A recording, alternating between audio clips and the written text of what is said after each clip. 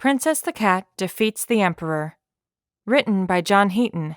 Narrated by Lindsey Dorcus. 1. The oldest girl child unloads another massive scoop of Thanksgiving mashed potatoes onto her plate, and the big woman person declares to everybody else around the dinner table, "Your father had better not get another Charlie Brown Christmas tree this year." The big man person chooses turkey, probably planning how he will discover the perfect Christmas tree this winter. Meow? Max, the other cat I allow in my house, is begging like a dog for a few scraps of Thanksgiving dinner. I don't deny that I look forward to turkey and stuffing later, but I need to leave for a rendezvous with a spy. I pass through my eating room and into my garage, and then I exit the door on the side of my garage into my front yard. My gray tabby fur bristles from the cold that descends upon my domain as I trot down Rover Boulevard towards Grand Canyon Drive. I have a secret meeting with a cat who rules a small domain along Grand Canyon Drive. He is my spy, and I only call him by his code name, Mozart. I have not even told the Cat Council about Mozart to keep him safe, especially from the evil emperor who threatens my territory. The emperor had been, for years, only a vague threat, somewhere in the far east of my town. More recently, I have received messages that he has been aggressively expanding his territory. Some animals have fled west as refugees, bringing tales of terror of what a cruel tyrant the emperor is. Other than that, I know nothing about this emperor. I reach a tree on Grand Canyon Drive without incident. All the people in houses as I pass by are feasting on a Thanksgiving meal, the children anxiously plotting what they will implore from Santa Claus, and all the animals look forward to growing fat off the people's excess food, especially the turkey. I wait in the tree along Grand Canyon Drive for Mozart, but his tardiness distresses me. He is never late like this. I hope he just got distracted by the new holiday season. Weeks ago, Mozart contacted me through Jacques, a freedom fighter cat who, along with his band of resistance fighters, lives in the junkyard. I've never met Jacques. He only communicates with me through messengers. Jacques makes it his business to know what is going on all over the town of White Rock, and to make sure that there is freedom for pets and animals everywhere. So far, this Jacques has not impeded the rule of my domain. He may be a useful ally against the emperor. Jacques made it seem urgent for me to meet the cat I now call Mozart. Our first meeting was as disappointing as light cat food. Mozart revealed nothing, other than the fact that he was afraid of something. Maybe whatever he was afraid of has caused him to be late for this meeting. Or worse. The silence of the night is broken by the roar of a large vehicle and screeching tires racing towards my hiding spot. My ears twitch, and my eyes zoom in to see what it is. I fear a truck has run over Mozart, but that's not the case. Fierce dog barks and growls erupt along with the roaring engine and screeching tires, and then the vehicle stops. I can't see the dog, but I can see the large van clearly.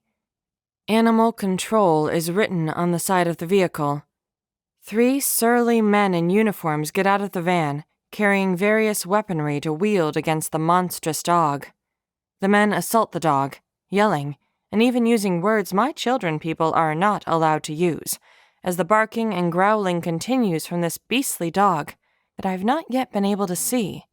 The conflagration lasts for minutes. Nobody can withstand animal control that long.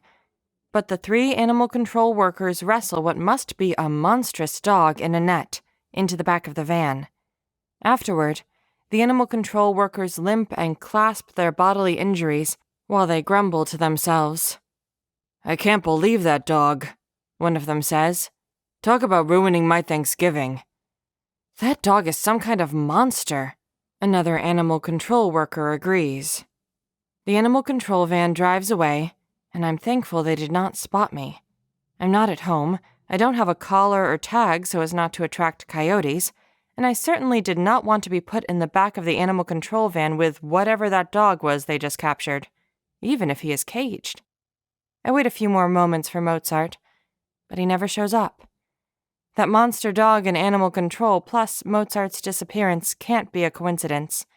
This region of town has been changing for the worse, and I get the feeling that an invisible iron curtain has descended upon Grand Canyon Drive, dividing the town in half. I shudder to think what may soon threaten my domain from beyond Grand Canyon Drive, this wall creating two different worlds. I'm certain the Emperor is responsible. I go back home warily. I can hear Chief in his pen sloppily chowing down what must be leftover turkey and stuffing. Chief is the big friendly old dog who lives next door, one of my loyal subjects and a key advisor. I decide not to say anything to Chief at this point. There's no point in ruining this holiday by sharing a threat that I only have a gut feeling about. Animal control captured that monster dog, and Mozart may have just been late, I reassure myself. I re-enter my house, and I find Max in my eating room, also eating leftover Thanksgiving turkey. To my people's credit, I notice that they left me more Thanksgiving food than Max. I don't say anything to Max about Mozart either. Why can't I go Black Friday shopping tomorrow? The oldest girl child demands of her parents in the other room. I already told you why, and I'm not going to discuss it any more, the big man person replies impatiently. You never let me do anything fun, she complains. Can I have a sleepover then? Not this weekend, the big man person says. How about during Christmas break? This response placates the oldest girl child. She doesn't reply. The Thanksgiving feast just doesn't taste the same with the trouble looming over my domain. I fear for Mozart's life. Perhaps his apprehension during our first meeting was justified. And even though animal control captured that menacing dog, I fear a plot from the Emperor. What if that dog were to escape from animal control? Once you're done eating, I tell Max, inform Tweedledee and Tweedledum about our next cat council meeting. It will be at the usual place, under the lilac bush, and the usual time. Yes, ma'am, Max replies in between bites. I watch Max leave after he's done eating to go inform Tweedledee and Tweedledum about the cat council meeting, and I mull over all the possibilities as I inhale not only turkey, but the most delicious sausage stuffing I have ever eaten, at least since last year, anyways. It is time for my monthly cat council meeting, the first Tuesday of December. This is something new I instituted to ensure that all of us cats are allied and understand that I am in charge. The four of us, that is, Max, the twins, Tweedledee and Tweedledum, and I, gather behind a lilac bush in the backyard of my house. I make sure that we are not in a circle. We are not equals, and I am not the first among equals. I face the three of them as their leader, as the empress over my domain. Now that you have all stated your pledge of allegiance to me, your empress, I say, does anybody remember what the first item on the agenda is? 3 paws shoot up into the air. These 3 younger cats are excited that I include them in running my domain. The twins practically bounce up and down, raising their paws in the air. Max lunges to raise his paw higher than the other 2. I sigh at this childish behavior. I call on Max. We need to discuss the new people moving into the empty neighbor's house, Max says. The twins give Max a sidelong glance, jealous that I called on him. Tweedledum, the boy twin kitten, raises his paw. Yes, I say. As instructed, Tweedledum says with a sharp look at Max.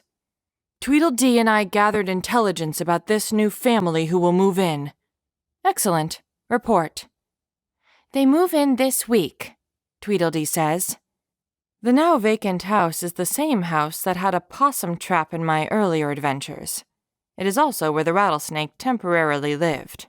You never know what kind of troublemakers might inhabit a vacant house. These people are moving from a house beyond Grand Canyon Drive, Tweedledum adds. My eyes narrow. We think they have children, but we have not been able to ascertain what kind or how many, Tweedledee says. But, Tweedledum says, we do know one enticing thing. Tweedledum looks at us to draw us in for his juicy gossip. They have a pet, What kind? I demand. It is a parrot. A talking bird, Tweedledum answers. So what? I say. Even Max can talk. No offense, Max. But this parrot can talk like a person, and it can also talk like an animal, Tweedledee says. What do you mean? I ask. Yeah, Max butts in. What do you mean? We mean, Tweedledum says, that this talking bird can talk to you and me just like any other animal. However, this talking bird can also talk with humans, using people words and people language. Tweedledee and Tweedledum sit up proudly and puff their chests out. That is a power I am deeply suspicious of, I say. Unprecedented. What sort of beast can bridge the gap between devolved humans and civilized cats?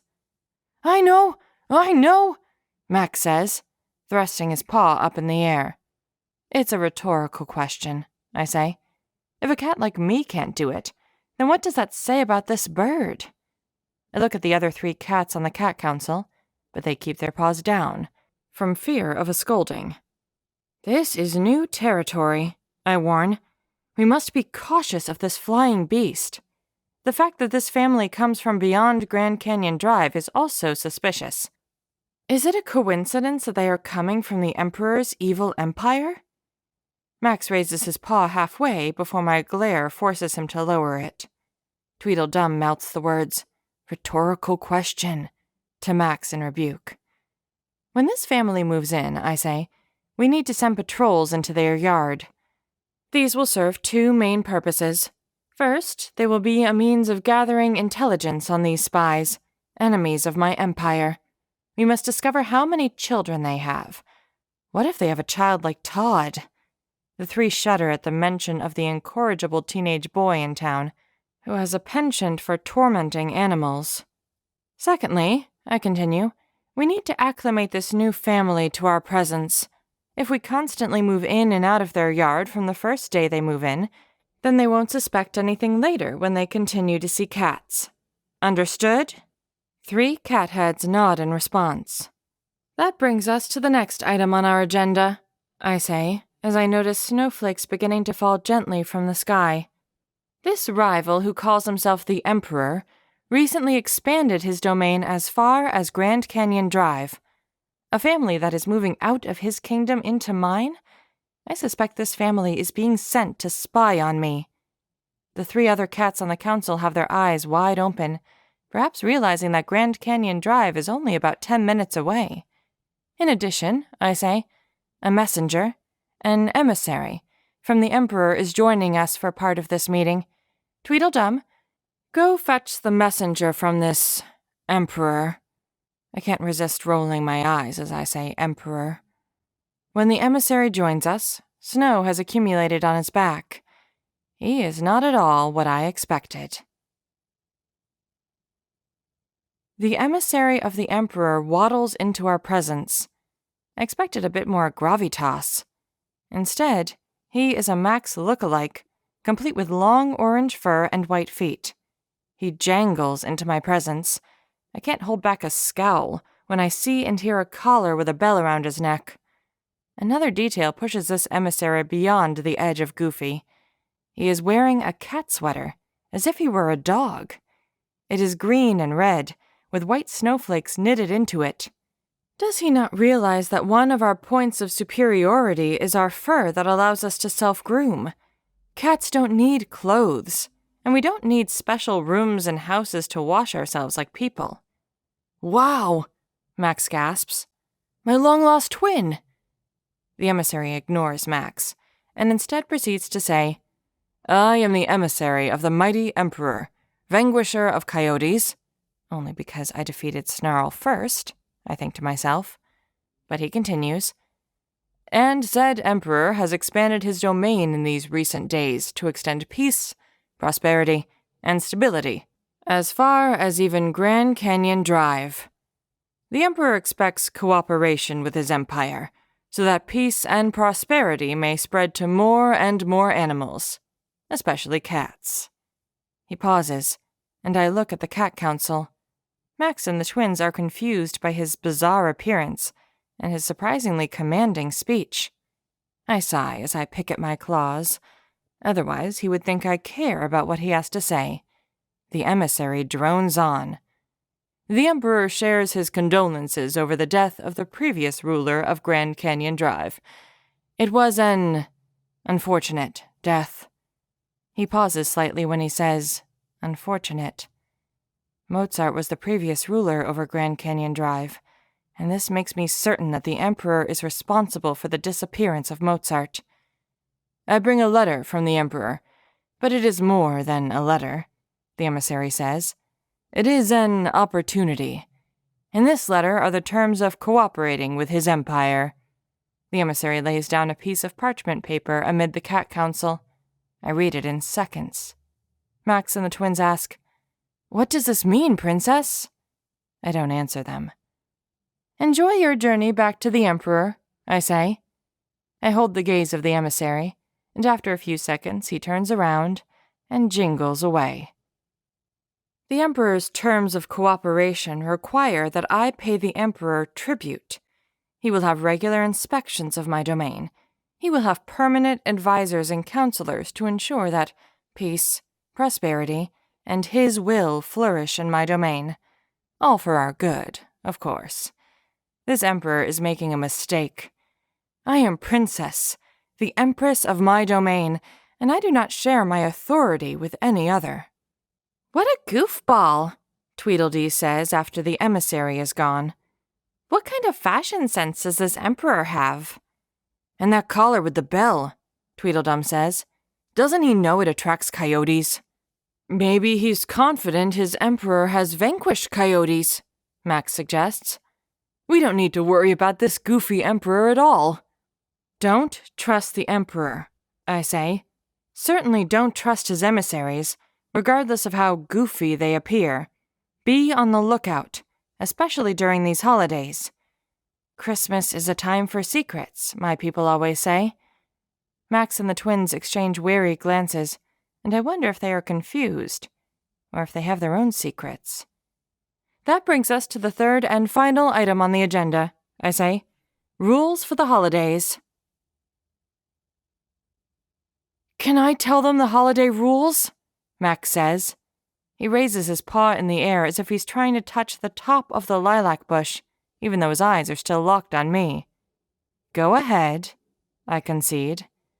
Max does an adequate job of stating all the holiday rules, but I do have to correct him about not chewing the wires of Christmas lights. "You sure?" Max says. "They seem so enticing." "That's exactly why I make a point to tell you not to chew on them," I say. "It would electrocute you." "That's bad?" Max asks. "It would definitely be shocking." "Okay," Tweedledum says. "We will not chew on any Christmas lights." "I did remember some additional rules you all need to know," I say. "More rules?" Tweedledee asks. "Aren't holidays supposed to be fun?" "The rules are for your own good," I remind her. "Be kind to groups of people who enter my domain and sing songs at people's doorsteps. Eat all the extra holiday food, but don't choke on bones. Don't drink the thick beverage they call eggnog. It's not milk. Again, I must emphasize, do not climb Christmas trees. Last, but not least, I continue, be on the lookout for any suspicious characters. I sense the Emperor, as he fancies himself, is up to something sinister. If there are any problems, I will call an emergency cat council meeting." "We'll be there," Max says proudly. "As for the Emperor's conditions for cooperation," I say as I crouch over the paper, "here's what I think of them." I go pee on the piece of paper. Council adjourned. I watch the 3 other cats walk away from our council meeting, but when I look at the paper I just peed on, I notice something unusual. The moist, and now steaming, paper reveals more writing coming into focus. The wet portions of the paper are more translucent, and the new writing is slightly more opaque. I can make out the words, helping you but the rest is illegible. The snow falls harder now, and I want to go inside, but this mysterious writing has my interest. I peek around my yard to make sure that nobody else is watching. I squat over the paper again, and I soak it in urine. As if by magic, more writing appears on the paper. The words come into focus. It reads, "I will help you, but then I want out." Another sentence appears. "Look for empty cat food cans." I stare at the piece of paper for a few minutes, not sure what to make of it, or what to do about it. Surely this message is not from the emissary himself. Who is willing to help me? And who wants out? If they had access to this message, they must be close to the Emperor. I certainly don't need their help, but they have gotten my attention like a laser pointer. I cover the message with dirt and bury it. I walk over to Chief's pen. He is the only advisor I trust.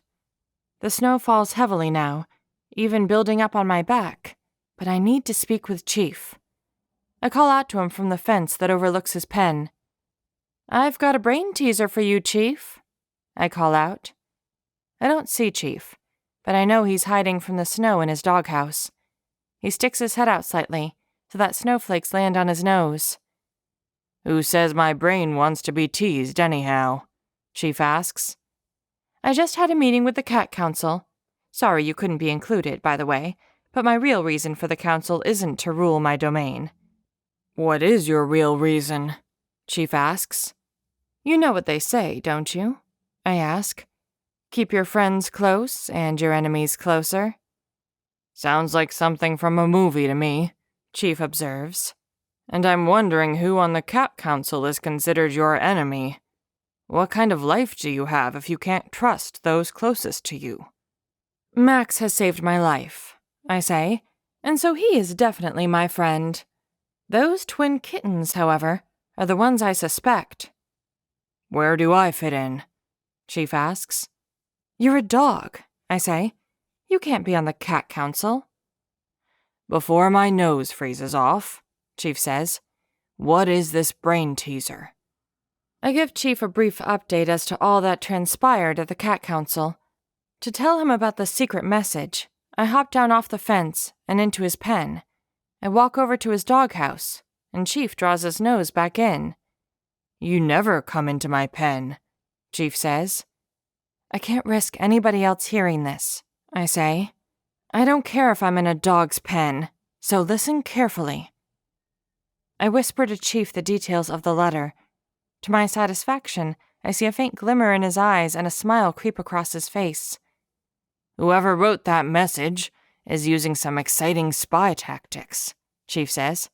"It's old-fashioned invisible ink, as old as the spying profession itself." "What do you know about spying?" I say. "An old dog like you can't find anything. Cats are the best spies." "Do you want my help, or do you just want to insult me?" Chief says. "Sorry," I say, "but I couldn't resist. Carry on." My fake apology is sufficient, and so Chief continues. "In spy movies and TV shows, there are people who spy for the other side. The spy secretly works inside an organization or government for the bad guys, and he is called a mole. It's like they hide underground, and they sneak out information to the other side, for example. The mole could be a high-ranking spy in a government. From a high position in government, he could leak secret military plans to the other side. This could help the other side, but the mole has to keep his identity secret, so that he can continue to help the other side." "Cunning, and yet traitorous," I say. "Traitorous indeed," Chief says. "Spies and moles get in big trouble when caught." "So, the Emperor has a mole," I say, more to myself than to Chief. "Exactly." "Who could the mole be?" I ask. "Could it be the emissary? Could it be somebody else that I don't even know yet?" "At this point, you should continue communication with the Emperor," Chief advises. "That will give the mole more opportunity to communicate with you. Look out for empty cans of cat food that may contain a message. Hopefully, You could establish some sort of consistent way to communicate back and forth with this mole." "Excellent idea," I say to Chief. After a few seconds, I say, "I'm glad I thought of it." I make my way to the fence and hop on top of it to go home. As I make one more lap around my domain before I go into my garage to warm up on top of one of those large portable heaters my people call cars, I notice something odd about one of the nearby houses. It is the house diagonally behind my house, the same one that new people will soon move into from Grand Canyon Drive. From on top of the fence, I see cat tracks in the fresh snow, tracks that are being covered by the still falling snow. Since the snow started falling during the cat council meeting, the tracks must have been left after the council meeting. I look around, but I don't see anybody else. I move closer to the tracks in the front yard of the empty house, and I now see 2 sets of tracks. One set of tracks leads back into my domain before it ends at a fence. My eyes follow the other set of tracks into the distance. They could eventually lead anywhere. My body stiffens as I ponder the fact that, at least as far as I can see, the tracks head towards Grand Canyon Drive, the Emperor's new territory. I know that Max does not enjoy walking on fences, and I know that the twins, Tweedledee and Tweedledum, are the only other cats in my domain. One, or both, of those twins is working against me, and meeting with somebody who works for the Emperor. The Emperor has a mole, but I fear that I have a mole as well. 2. The snow falls heavily this night, so I spend it in my garage. Max does the same, but he wakes me up from my nap on top of the car early in the morning. "Something's wrong," Max says as he nudges me awake. "The big man person has usually driven away with this car by now." Normally, waking me up from sleep would draw a sharp rebuke, but Max has a point. I hop down and stick my head out the cat door that leads outside the garage. I see something I've not seen in years. Pure white snow, undisturbed, blankets everything as far as I can see. "What?" Max asks. "Did something happen?" As if to answer Max's question, the youngest girl child yells inside the house, "Snow day! No school! Snow day!" So that's why the big man person hasn't left for work. Work and school are canceled. Max follows me as I enter the house. The youngest girl child is gazing out a window at the winter wonderland. The middle boy child is up as well, and he only has one thing to say when he sees the snow. "There's going to be a snowball fight." The big man person listens to the radio as usual, but it sounds different this morning. Instead of old music, the voice announces school delays and cancellations.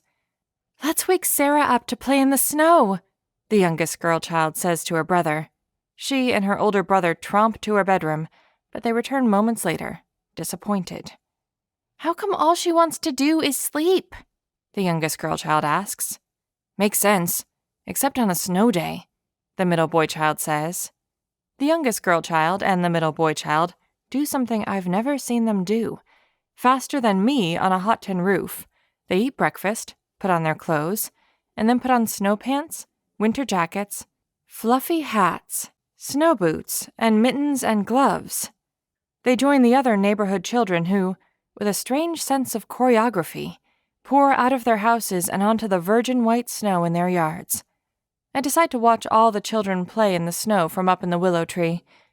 Over the next hour, a chain of snow forts, walls, tunnels, and pathways connect my yard with several of our neighbors' yards.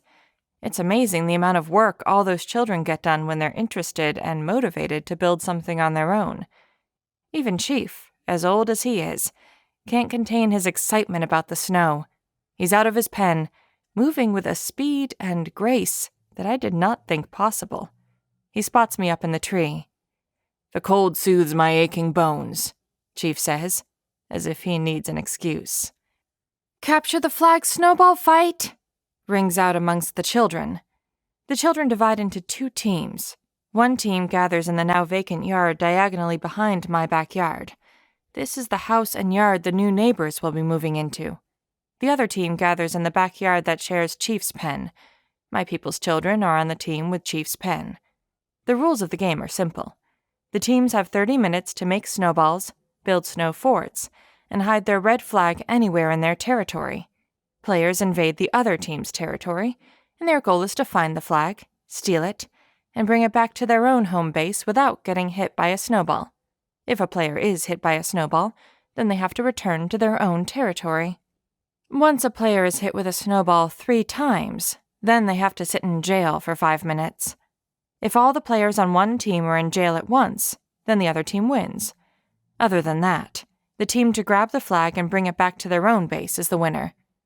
What I observe is far more exciting than any football, basketball, or baseball game that has ever been on television. Many of the children advance slowly at first. Chad, who's on the other team and lives directly behind my backyard, dashes into my yard. A snowball strikes him immediately. His advance seemed hasty, but after more similar advances from his team, I realize their strategy. Even if they have to go back to their base, they can remember how the forts, walls, and tunnels are formed. If they get lucky, they could even locate the coveted flag. Chief runs throughout the enemy's territory, searching for the flag. He barks to tell his team where it is. Of course, they can't understand him. Too bad Chief isn't one of those new talking birds I've heard so much about. The battle's momentum teeter-totters back and forth as the teams exchange barrages of snowballs. Each team has 2 players in jail. They watch the time anxiously, counting down the seconds until they can enter the combat again. I've been so enthralled by this game that, until now, I haven't noticed that Max is nowhere to be found.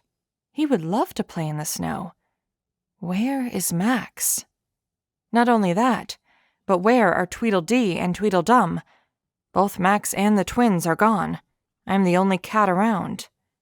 A quick look at all the trees doesn't reveal any cats watching the unfolding winter mayhem. Instead, I see barren trees, devoid of leaves, fruit, or cats. Except, of course, for the giant evergreen tree against the fence of the neighbors diagonally behind my backyard. The light orange trunk extends at least 30 feet into the sky until branches extend with green pine needles. The green catches my eye. But then I also notice something I've never seen before. There is an opening where one of the largest branches extends from the oddly lanky tree. Has that always been there? This is something I should inspect, but surely none of the other 3 cats are up there. So where are they? This worries me. There are no animal tracks entering my domain, and so I don't think the Emperor could have already done something to Max or the twins. Am I just getting too paranoid in my old age? I turn my attention back to the battle, and I see that Chad is sneaking next to Chief's pen. He's deep into my team's territory, and yet everybody on my team is either on the attack or pinned down elsewhere on the battlefield, dodging snowballs. I know it won't be long before Chad captures the flag and wins the game for the other team. I dash down the tree, grab the flag in my mouth, and take it back up into the tree. It's against the rules for any of the players to move the flag, but cats are unfettered by typical rules. Besides, I'm the empress of the whole domain. I can move the flag if I want to. From up in the tree, I watch Chad weave his way around my team's base. He frantically looks for the flag before my team spots him. "Get Chad! Get Chad!" rings out from 2 of the kids coming back to our base. They've spotted Chad in our base, and they must think that Chad has the flag. Seconds later, my team surrounds Chad and pelts him with snowballs. He sulks back to his base, without even seeing my team's flag. If only my team knew that I just saved the whole game for them. I turn to head down the tree to put the flag near its original position, but as I do, I see Tweedledee leaving her people's house. She heads towards Grand Canyon Drive. Tweedledee moves quickly, and I need to catch her. My jaw drops open from surprise, and the flag falls out of the tree. I race down the tree, grab the flag, and put it back near where it had originally been. Then I race off towards the road to follow Tweedledee. At first, I see her tracks in the snow, but a deep rumbling noise sends me away from the road. A giant snowplow trundles past me down Rover Boulevard, in the same direction I need to go.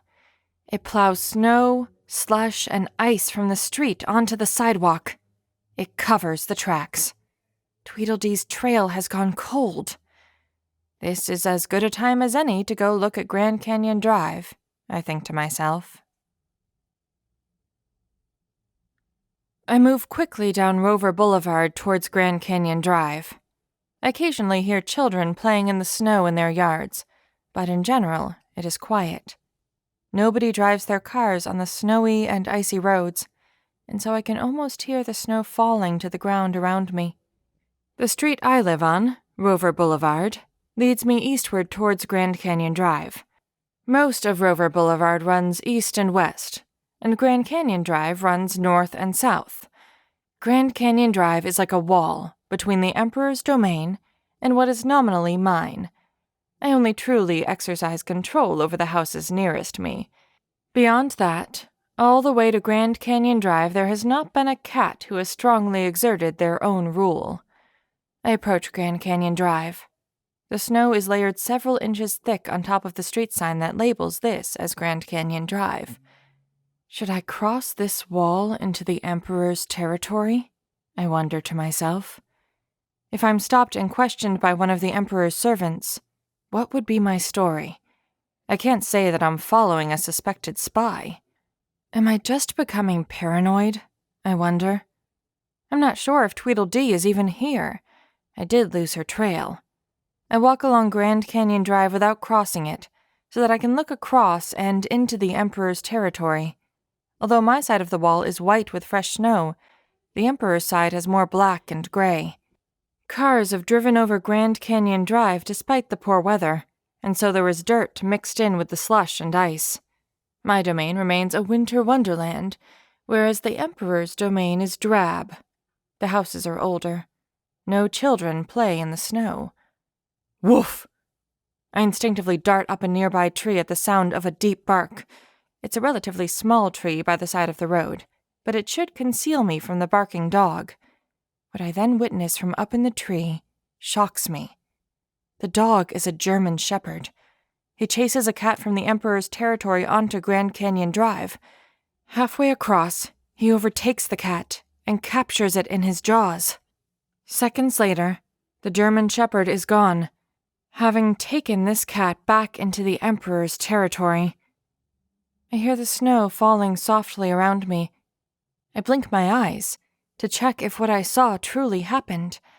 But I know that it did happen. I witnessed somebody trying to escape from the Emperor's domain, but was stopped at the wall, Grand Canyon Drive. Should I have intervened to save that cat? I wonder to myself. But I can't fight off a German shepherd. On the border of the Emperor's territory, my name and authority would not be recognized. I resolved to uncover the story of that cat. What if that cat was the mole? But not now. I wait in the tree, listening to the snow and gazing as deeply as I can into the Emperor's territory. Once I'm sure that nobody is watching, and I am about to take my first step down the tree, I see Tweedledee. She is crossing Grand Canyon Drive. She crosses the wall into my territory without hindrance, in the exact same location where another cat was taken away by a German shepherd just minutes ago. But Tweedledee crosses the wall unmolested. My first instinct is to run down and scold her, or to attack her for being a traitor, or to take her back to my domain for a trial. But something tells me to wait to find out the full story. She might be connected to the other cat somehow, and if I'm going to find out the truth, I might need Tweedledee a little bit longer. Tweedledee continues down Rover Boulevard towards my territory. How should I confront her when I get home? Although I would love to vent my full anger at her, I decide I should just ask her some questions. We will see if her answers match up with what I know to be the truth. "We showed them," the youngest girl child brags when I am back home. "We totally won!" The two younger children are peeling off layers of waterlogged winter clothes. "Yeah," the middle boy child says. "That was fun." It must have been the most amazing fun in the world if the middle boy child shows this much enthusiasm. I snuggle under the buffet in the kitchen, and hot air blows out of the nearby register. This is my favorite spot during the winter. The oldest girl child makes it out of bed and joins her siblings. I'm not sure if she's becoming more cat-like in her teenage years, because she wants to sleep so much during the day. Oh, what's with all the noise when I'm trying to sleep? The oldest girl child asks. It was a miracle, the youngest girl child says. Chad should have found our flag, but for some amazing reason, he didn't see it, or he didn't take it, or something. He walked right where the flag was, the middle boy child says. Did anybody call for me? The oldest girl child asks. No, the big man person calls out from the other room. The younger children continue to excitedly retell how the game unfolded, but I don't listen because I see Max walking in from the garage. I permit him to join me under the buffet. Where have you been? I ask as nonchalantly as I can. Hiding under the car in the garage, Max says. Really? I say. You would love playing in the snow. I thought you would have been the first one out there, leaping around in the snow like a crazy cat. I suppose you're right, Max says. But maybe I'm just getting older. Once I heard the kids say snowball fight, I wanted no part in that. I'm just not interested in fights anymore. I figure it's because of the battles we've had with Snarl and Patches. I'll go play in the snow now that there are no kids to hit me with snowballs. Not a bad idea, I think to myself. Although all of the children in my domain are kind, you never know when a teenager like Todd will wander by and unleash a volley of snowballs packed with ice and rocks. Good idea, I say. I've got something to do, too. I go outside to question Tweedledee. I know Tweedledee's favorite spot to pee in her people's yard. I hide nearby to surprise her. It's not long before she comes out. I wait until she is just about to pee. You missed all the fun this morning, I say sharply. Tweedledee jumps as if she's pulling up her pants. You scared me. Too bad, Tweedledee says. I'm sure Max will play in the snow with me. Where were you? I ask. Tweedledee pauses to think. I went to visit Grandma. I need to get more information out of Tweedledee without being too pushy. She can't know I suspect her of being a traitor. I didn't know you had a grandmother to visit, I say. That statement will invite her to tell me more. Her health is failing, she says. I try to visit once every few weeks. I thought I knew all the cats in my domain, I say. I don't know of such a cat. I stare off into space as if I'm accessing the file cabinets of my memory. Tweedledee doesn't take the hint. What's her name? I ask with all the empathy I can muster. I just call her Grandma. She lives far away. That's why you don't know about her. Where, exactly? Upriver Boulevard? Close to Grand Canyon Drive? She says, but then she abruptly shuts her mouth. In the Emperor's new territory, I ask, perhaps she can help us. She's so old, and her health is failing. I don't think she could help. Besides, she lives close to Grand Canyon Drive, but not exactly in the Emperor's territory, Tweedledee clarifies. Maybe Tweedledee had another errand besides visiting Grandma that took her into the Emperor's new territory. Or perhaps she's lying about where Grandma lives. I could come with you sometime, I suggest. Next time, I will go with you. I can't let Tweedledee know that I'm suspicious, so I halt the questioning. You missed a great capture-the-flag snowball fight game this morning, I say. I saved the game from Chad. I then tell her the whole story, or at least as much as I know, about the capture-the-flag snowball fight. I don't mind repeating how I saved the game for my team. 3. It's now been a week since the big snow day, and I hear Chief let out a series of 3 short barks. It's our secret signal that he has something to tell me. Even though he can't be on the Cat Council, Chief is my most trusted advisor. He is a dog, but he's been alive for so long that he's managed to accumulate enough wisdom to be useful. What's up? I ask Chief, as I hop up onto the fence overlooking his pen. Chief doesn't say anything, but he nods to indicate I should come closer. I roll my eyes and hop into his pen towards his doghouse. He pushes out an empty can of cat food. A piece of paper is inside. What's this? I ask. A message for you. From? It was here when I woke up. I don't know. Have you read it? I ask. It's addressed to you, Chief says. Would I dare to read Princess the Empress's private mail? He has a good point. I unfold the letter and read it quickly. Its meaning is as clear as the clean glass windows Max tries to walk through. I need to take it somewhere else where Chief isn't watching me read it. What does it say? Chief says. I could tell you, I say, but then I would have to kill you. Chief's eyes enlarge to the size of his food bowl. Just kidding, I say. The message, of course, is from the Emperor. This calls for an emergency cat council meeting. I tell Chief to pass the news to any of the other cats he sees. I go tell Max. The cat council meets like we always do. I sit at the front as the other three face me. None of them talk. The Emperor and all his spying has everybody scared. The traitorous mole should be scared. Now that I've read the Emperor's note to you all, I say, it is clear that we only have until New Year's Eve, less than 3 weeks, to comply with his demands. Of course, that will never be possible. There can only be one master, and he knows that. We will not submit like frightened mice. Why are you certain the Emperor is so bad? Tweedledee asks. The Emperor could be a very nice Emperor. Appeasement is not the way to victory. Appeasement would only give the Emperor more strength, power, and bravado. We must first resist. We need to attack right now, then, Tweedledum says. We need to strike while his territory is still new, unstable, and unprepared to receive an attack. Max's eyes dart between Tweedledee, Tweedledum, and me. He is clearly confused by this debate, and he would much rather be inside watching reruns of MASH on the people's television.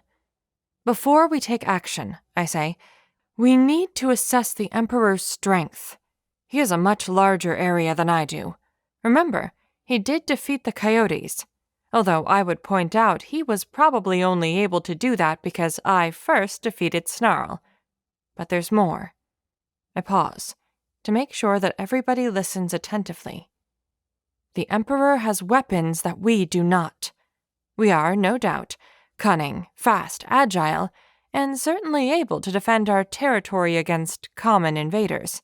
However, the Emperor has a weapon surpassing common.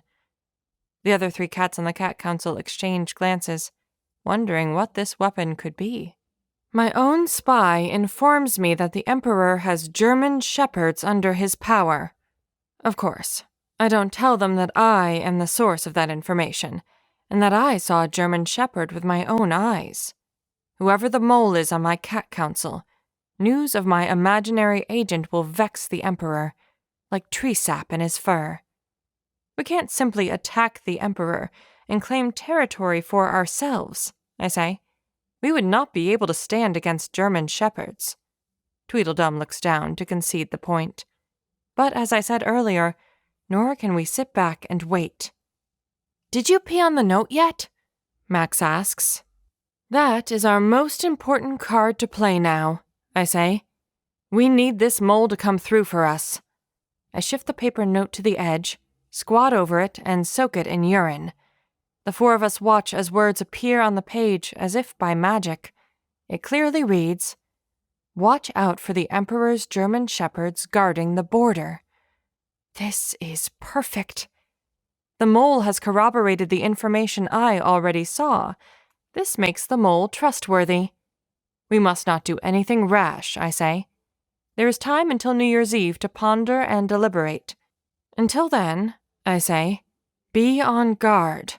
Do not trust anybody, and if anything new shows up, raise the alarm. Once we all disperse from the meeting, Tweedledum comes up behind me and says, "We need to talk." I wasn't at the snowball fight because I was busy doing something important, Tweedledum says. I was inspecting the house the new neighbors will be moving into."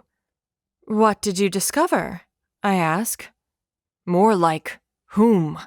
Tweedledum says. "During the snowball fight, I followed Max into their empty garage. In there, he acted really goofy. He ran around in circles and chased imaginary bugs. He was just plain loopy. I have a feeling I already know what Tweedledum is getting at." "After a bit, Max fell asleep in their garage," Tweedledum says, "and I searched the garage." Tweedledum pauses. I look at him as if to say, "And what did you find?" "Max has a giant stash of catnip in that garage," Tweedledum says. "That much catnip is no good for any cat," Tweedledum says. "The question is, how in the world did he get all of that catnip? Why is he keeping it secret?" "Thanks for telling me," I say to Tweedledum. "I will take care of it. You don't worry about a thing." But I'm worried about Max. Max is the traitorous mole, and he's being paid with catnip to betray me. However, I still don't trust Tweedledee and Tweedledum. Why didn't Tweedledum tell me sooner? Perhaps he is trying to throw me off the scent. Tonight, my people are hosting a pet holiday party, one of their most poorly conceived ideas. However, this will provide more opportunity for me to uncover the mole in my midst. "This will be so exciting!" the youngest girl child exclaims. "It is going to be cool," the oldest girl child confirms. The middle boy child grunts in agreement. "When is everybody going to get here with their pets?" the oldest girl child asks her parents. "They'll get here when they get here," the big man person says, as he adds water to the Christmas tree in the living room. My people have decided to host a pet holiday party at my house this year.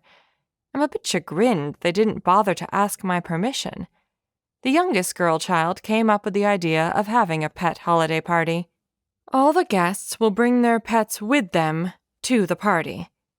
Does my house look like a zoo to anyone?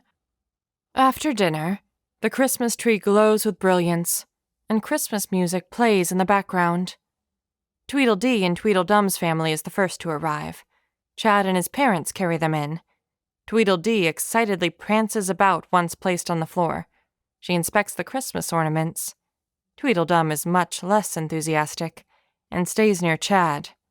"You just wait for the next snow day," Chad says to my children people. "You guys cheated.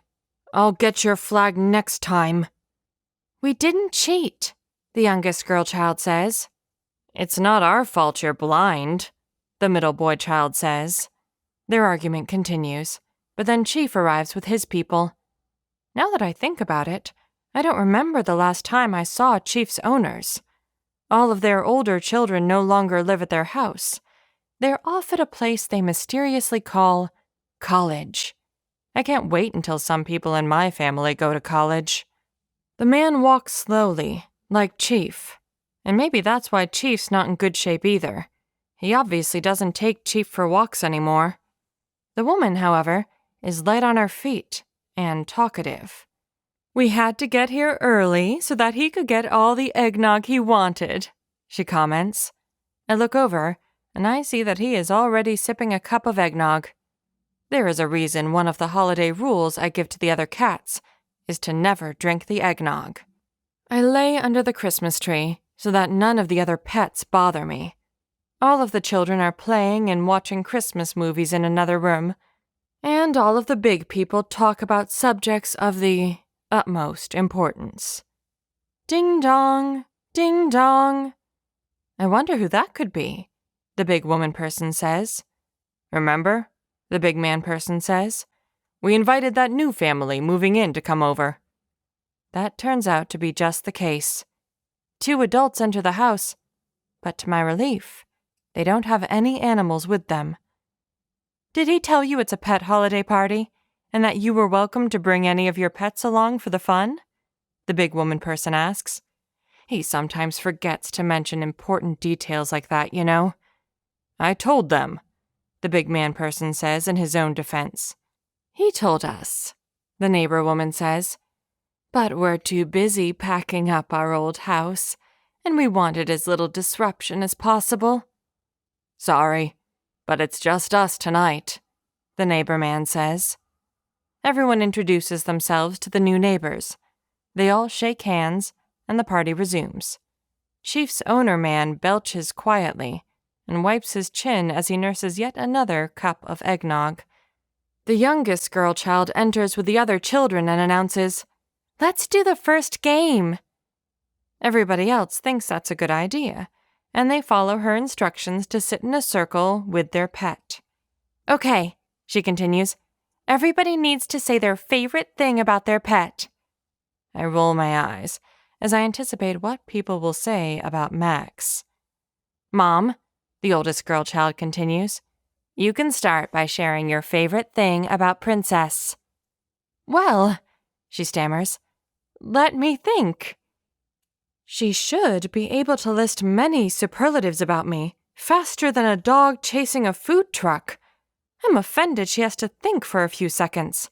I get up, let out a grunt, and leave the living room. I go sit under an end table near my eating room. Some people thought that was funny. I listen from the other room as the twins' owners talk about them. Tweedledum walks into the family room where I am.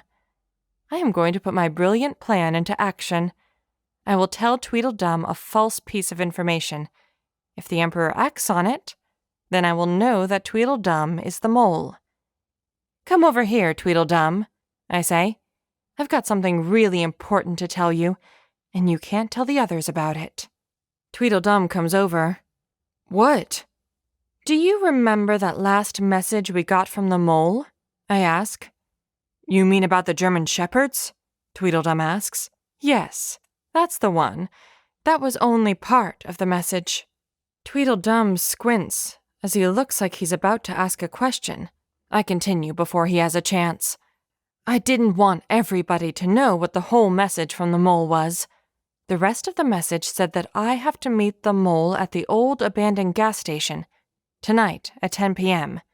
I hear the people talking from the other room about Chief now. Chief prevents vermin from moving into his doghouse. I guess that's one good thing about Chief. I'm disgusted at how little the people in my domain appreciate the animals that they call their pets. Tweedledum starts talking to me, but I'm not paying attention to him. Instead, I'm listening to what the new family says about their pet. "Our pet is so smart. She is the smartest pet ever. One time," the woman explains, "she got out of the locked room, but then broke into another locked room to steal food. Who has a pet that smart?" Well, I think to myself, I'm the smartest animal ever, so... Tweedledum is done talking, and I have no idea what he said, because I was listening to what the new neighbors had to say about their pet, and so I simply say, "We can talk more later." I can hear Chief snoring from the other room, and I peek back into the living room where the party is located. Max and Tweedledee play like kittens around the Christmas tree, as the children egg them on. Chief's owner gulps down yet another cup of what I assume is eggnog. I'm not sure, but I think his stomach has gotten larger since he arrived. I wish this party would end. Tweedledum paces around.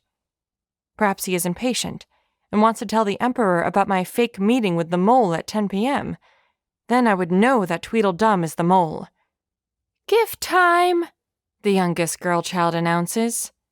The people gather back into the living room. They all grab a gift from under the tree, gifts that they brought with them, and place them in the middle of the room. "This is a white elephant gift exchange," the oldest girl child explains. "Everybody brought a useless item from their home. When it's your turn, you pick one gift in the middle, or you steal a gift that somebody has already opened. Once a gift has been stolen twice, it cannot be stolen again." The youngest girl child in my family goes first, because she's the youngest.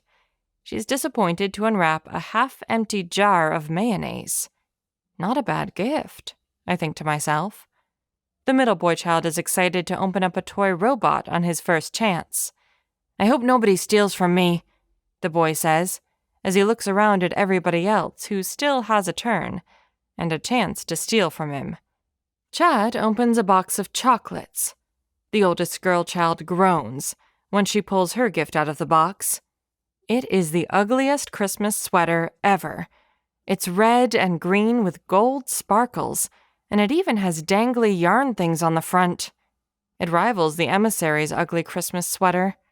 I don't pay attention to the rest of the game, but some of the better gifts include a set of walkie-talkies that the middle boy child steals after one of the adults steals his robot.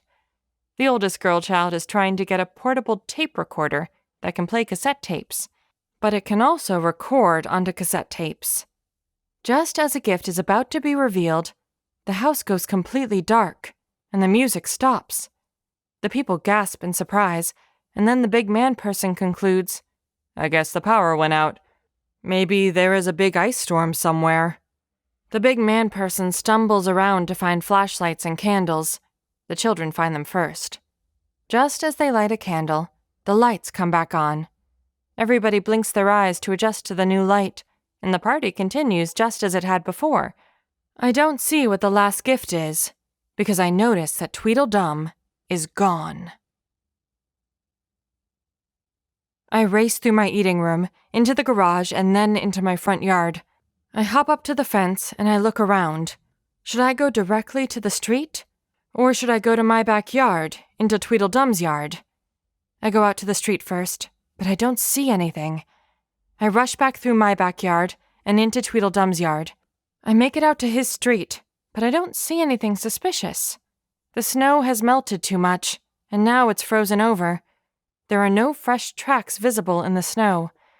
Tweedledum has escaped, and I don't know where he went. I saunter back into the house as I ponder the possibilities. Perhaps Tweedledum said something to one of them. All of the people are passionately involved in their white elephant gift exchange. "I want the barrel of popcorn," the youngest girl child whines. "I love the cheese and caramel popcorn together." "The buttered popcorn is the best," the oldest girl child counters. "You can steal it back later," the big man person says. "Now, pick your next gift." This gift exchange is apparently dramatic enough to keep everybody's attention. I catch Max's eye, and I nod towards the other room. He gets up and makes his way towards me. I enter my eating room to question him. Once Max joins me in the eating room, I peek out to make sure that nobody followed us. "Did Tweedledum say where he was going?" I ask. "No. How should I know?"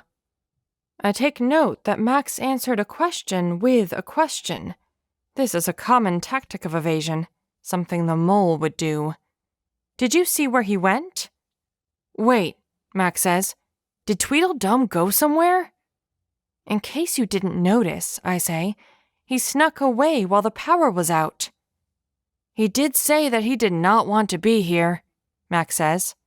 "That's it?" I ask. "He just said he didn't want to be here?" "Oh yeah," Max said. "He also said he wanted to pee in your house to get you in trouble." Doesn't Max realize my people would blame him, not me? "If you had to guess, where do you think Tweedledum went?" I ask. Max says as he looks at the ceiling. "I don't know. Maybe he just went home." That certainly is a possibility, I note to myself. "What's with all these questions?" Max asks. His disappearance is suspicious. "Do you suspect Tweedledum works for the Emperor?" Max asks, wide-eyed. This is the most insightful thing Max has ever said.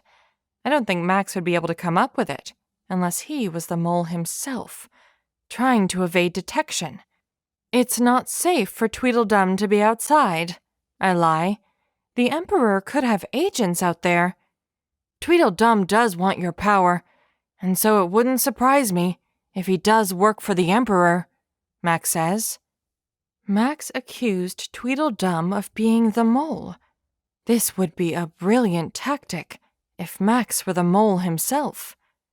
I dismiss Max back to the holiday party, but I go outside to check on Tweedledum's house. Maybe he really was sick of the party.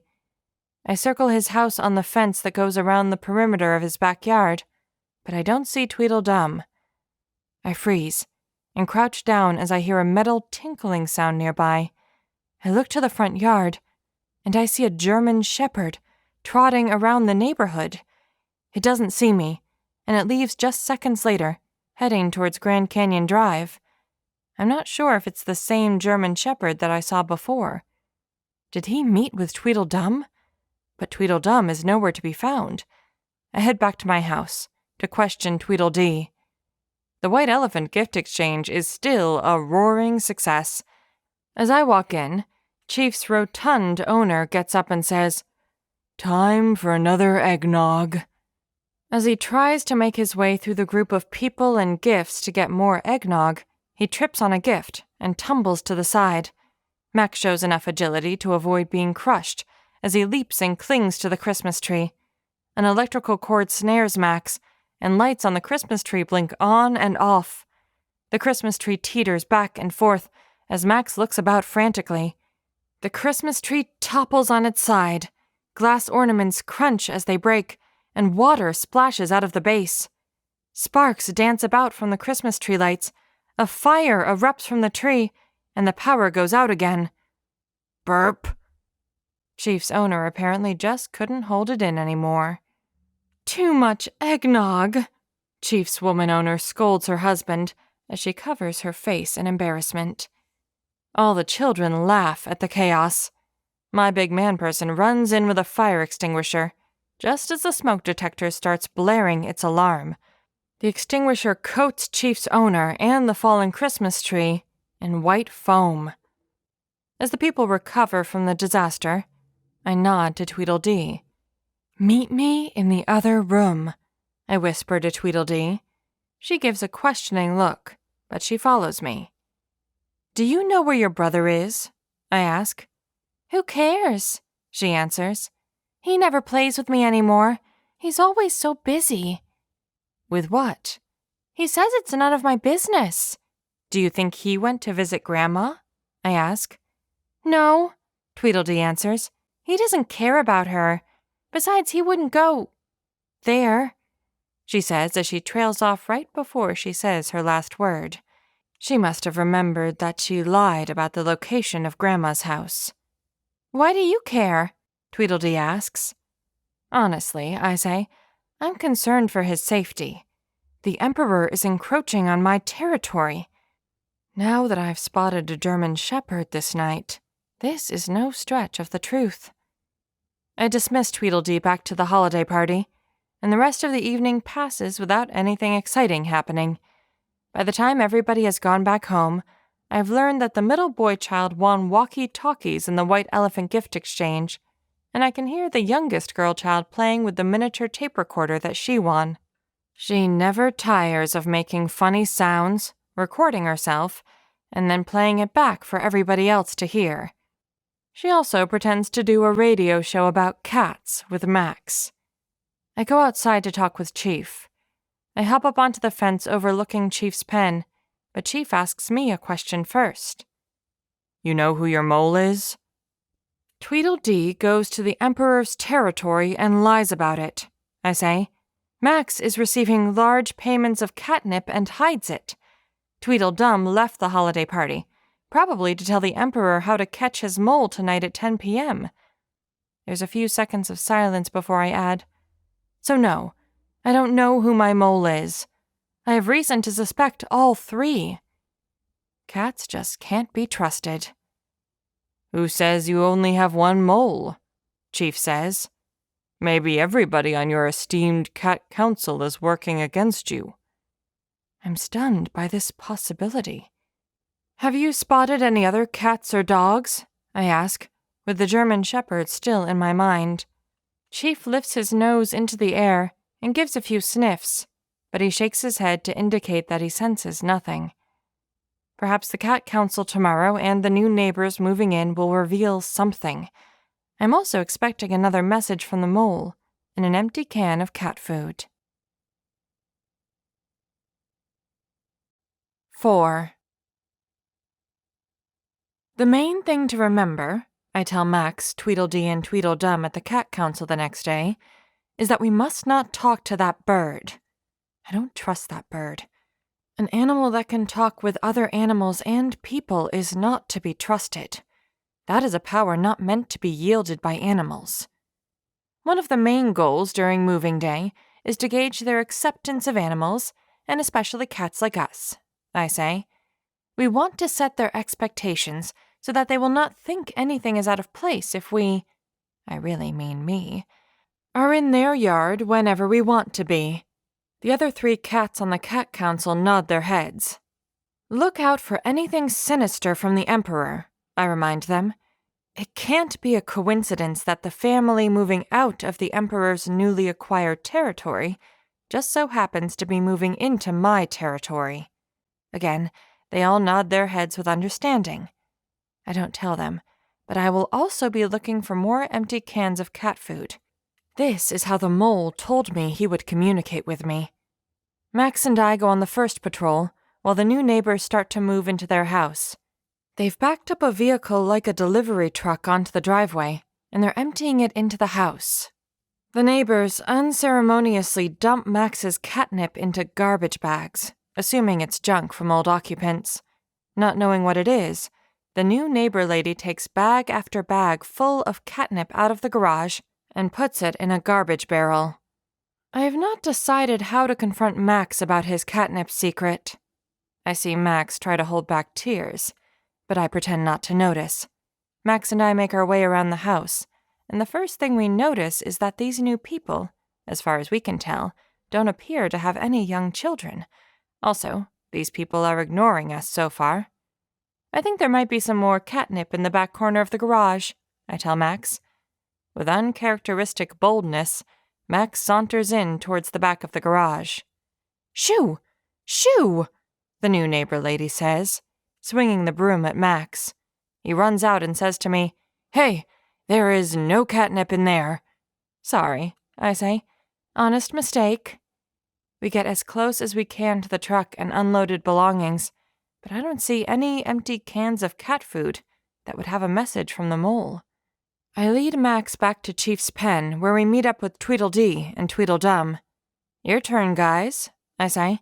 Max and I will watch from back here. Just as Tweedledee and Tweedledum make their way towards the house, another car shows up. This time, what I can only describe as semi-adults get out of the car. This new family apparently has 3 boys, all older than the oldest girl child of my people. One is quite a bit older, and I suspect he may have the same thing my big man person has. A job. The other 2 boys are slightly younger, but they look exactly the same. They must be twins. The 3 boys ceremoniously carry a large covered object into the house. I can't discern what it is, but the 3 boys are careful not to jostle whatever is under the cover. I hope Tweedledee and Tweedledum find a way to discover what was in that concealed item. While they do, there's something else I need to inspect. Watch the twins as best as you can from here, I tell Max. I need to stretch my legs for a bit and tend to a few things. I'll meet you back here soon. When Max has his eyes trained on the house Tweedledee and Tweedledum are infiltrating, I shimmy 30 feet up the nearby evergreen. This tree is huge, but since it has so few needles for such a large tree, I often don't notice it's here. My curiosity has gotten the best of me. I want to know about that opening high up in the tree, and I can't stand to watch the twins' bumblings, accompanied by Max's commentary. After my initial burst up the tree, my legs burn from the physical exertion. I look down. I definitely wouldn't want to fall from here. But then I look up. I still have a ways to go. My claws are about to fall out of my paws when I finally pull myself up onto the first large branch of the evergreen. I don't care about the opening right now. I care about catching my breath and giving my muscles a rest. Between deep breaths that pull in the chilly Christmas-time air, I dare to look down again. I get slightly dizzy when I see Max, who is now the size of a bug. I force myself to look away from the ground far below, and I look into the opening in the evergreen tree. I was right. There is indeed an opening. I have no idea how long it has been there. Perhaps it has been there my whole life. Right now, I don't care, because it's not empty.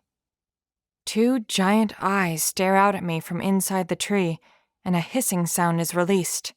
My instincts force my fur on end and my exhausted claws to extend.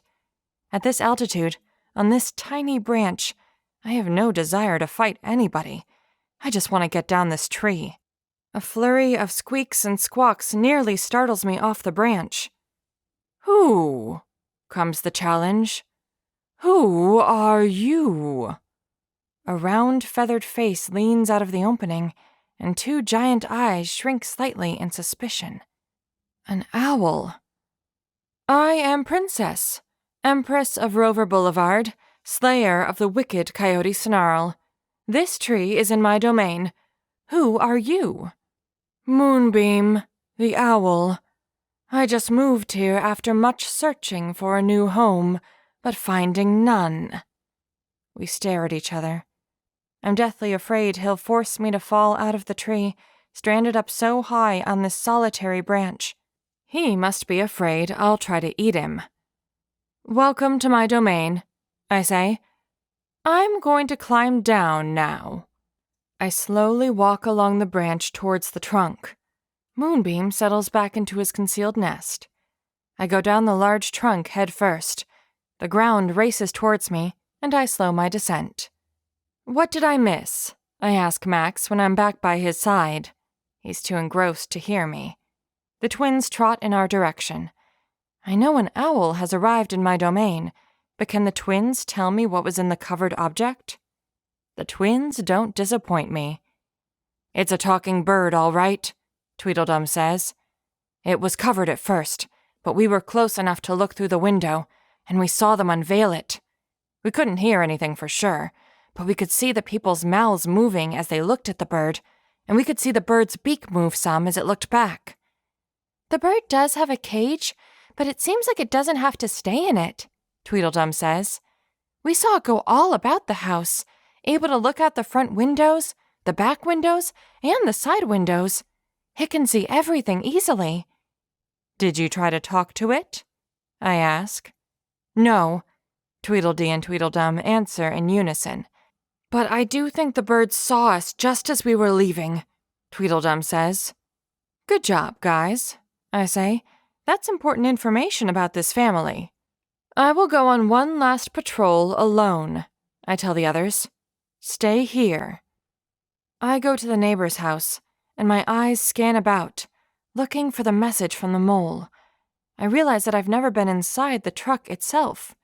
Except for a few odds and ends, the truck's bay is empty. It's the only place I have not looked for a message from the mole, and so I hop up into the cargo bay of the truck. I go all the way into the dark back, desperate to find his message. A loud metallic grating sound turns my head, and then, slam!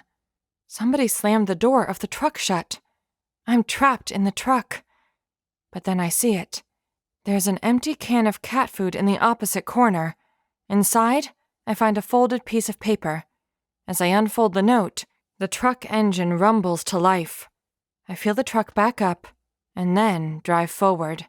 Before I have a chance to read what's in the note, I realize that this truck is probably taking me to the people's old house, beyond Grand Canyon Drive, to reload.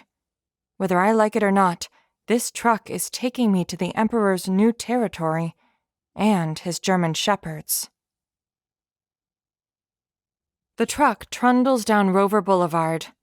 I don't know exactly when, but at some point we must cross the wall, Grand Canyon Drive, into the Emperor's new domain. After a few turns, I feel the truck hit a little bump and then slow down. I grab the note left by the mole in the old cat food can, and I crouch behind a bucket near the door. There's a click, and then the door of the cargo bay slides up, allowing sunlight to stream in. The man heads into his house to get more stuff to put in. I hop out to go hide under a nearby bush. I plan to sneak back into the truck to ride home after the man is nearly finished loading it. But there's a slight breeze, and it brings a foul odor. German shepherds. My keen ears then pick up the low and gruff voices of several German shepherds having a discussion nearby. Thankfully, I'm downwind of them, so I know they can't smell me. I peer through the cracks of the fence and see several German shepherds grouped together. I silently leap on top of the fence to look down on 4 German shepherds. One of them is clearly in charge. "Congratulations on catching Fluffy," the leader says. "Nobody will hear from Fluffy again. Ha ha!" "Thank you, Otto," says one of the other German shepherds. "You 3 remember," Otto the leader continues, "that the Emperor wants continued safe passage for that cute white kitten named Tweedledee. But me and Gunther would love to catch that nice little kitty," growls one of the others. "Hey, Hans," another says. "Not if Herman is able to catch her first." The 3 other German shepherds break out in laughter. "Silence!" Otto orders. Once there's stillness, he continues. "I don't understand the orders either. I just give them. Nobody touches Tweedledee, or you will face the wrath of the Emperor." Everybody else is quiet and nods their heads in understanding. "In addition to that," Otto continues, "we must be vigilant. There is a spy in the Emperor's territory. There is a spy undermining the authority of our master, the Emperor. We must be wary." "Yes, master," the other 3 dogs bark in unison. So there is a spy working against the Emperor, but he knows about it. This both excites and worries me. However, it also means the Emperor hasn't caught his mole. "I can't wait until we catch that spy," one of the German shepherds growls. "Me and Hans will rip him to shreds." "All of us will rip him to shreds," Otto corrects the other German shepherd. "Next item on the agenda," Otto continues, but I look back, and I see that the truck is mostly full. I need to get back to the truck, or I will risk being stranded in the Emperor's territory. I leap down from the fence and rush over to the truck. I hop up into the cargo bay, and I work my way amongst all of the boxes away from the entrance of the bay to make sure that I'm out of sight. This is ending up to be a good detour into the Emperor's territory. My breathing has slowed down now that I'm safely inside the truck. The big man person has the truck almost completely full. I allow myself to exhale a deep breath, knowing that I should be back in my own territory soon. The man heads back into his house, but then I see something leap up onto the back edge of the truck. I can't see clearly what it is, and so I angle my head. It's the Emperor's messenger, or emissary, as he likes to be called. "Princess," the emissary calls out. "I know you're in there." I leap out of my hiding spot, and I bolt towards the exit of the truck opposite the side that the emissary is in. I can't be trapped in here. The emissary shows uncharacteristic strength and agility, and he leaps over and blocks me into the wall of the truck. I back up. I'm trapped. I puff up all of my fur, and I arch my back, but I'm careful not to hiss. Doing so would alert the German shepherds. The emissary does the same. His back is arched, his claws are out, and his fur puffs up around his sweater.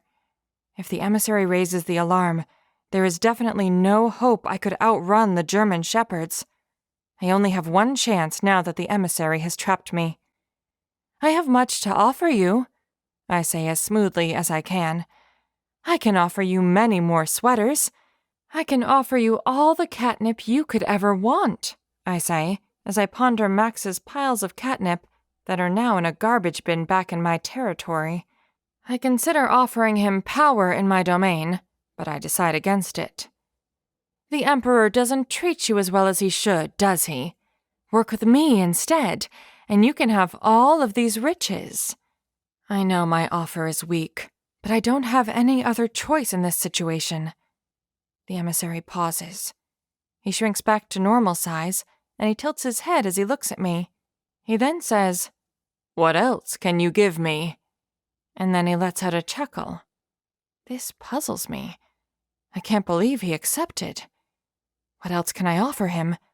The best sunning spot in my house? I'm the mole, the Emperor's emissary says. I'm the one who can help, and wants out. 5. Follow me, the emissary and supposed mole says. He hops off the back of the truck and goes to the other side of the house, away from the German shepherds. That crazy cat, I think to myself. Half of me wants to stay in the truck, but I know I can't. I walk to the edge of the truck, listen to make sure the German shepherds are still involved in their own discussion, and then I follow behind the emissary to the other side of the house. Once we're under a small bush, I ask, "Why didn't you tell me you're the mole at the Cat Council?" "You have a traitor in your midst," the emissary says. "I couldn't risk exposing myself in front of the traitor." "Why are you doing this?" I ask. "Why are you risking your life for me?" "For you? Don't think for a second I'm doing it for you. Now listen here," he says as he leans in. "The man-person is in the bathroom doing his business, but even that won't give me enough time to explain all of it." "Explain what you can," I say. "Basically, the Emperor has been controlling me through my brother, Fluffy. My brother resisted the Emperor's power in subtle ways. He saw that the Emperor is not a kind ruler. He abuses power. He bends the rules for his benefit, and things that make him look bad are swept under the rug. When the Emperor expanded his territory to Grand Canyon Drive, my brother tried to escape. He had proof that the Emperor murdered the cat who used to be in charge of Grand Canyon Drive. I knew Mozart disappeared because of the Emperor. But, the emissary continues, one of those German shepherds caught him, just as he was crossing Grand Canyon Drive. That's what I saw when I tried to follow Tweedledee. "Come with me in the truck, back to my territory," I say. "You can be safe in my territory, and tell me everything I need to know to defeat the Emperor." "I can't leave," the emissary says, "until I have done all that I can to save my brother. The German shepherd didn't kill my brother. He was put into the Emperor's prison. All who defy the Emperor, and even many who have not, end up in that prison. I can't abandon my brother. I need to continue to work here against the Emperor for my brother. Really, for everybody in that prison." "Who is the Emperor?" I ask. "I thought I knew all of the cats, even the ones who are from farther away." "The Emperor may not be a cat," the emissary says. "Nobody knows. What we do know is that the Emperor is ancient, and nobody is allowed into his presence."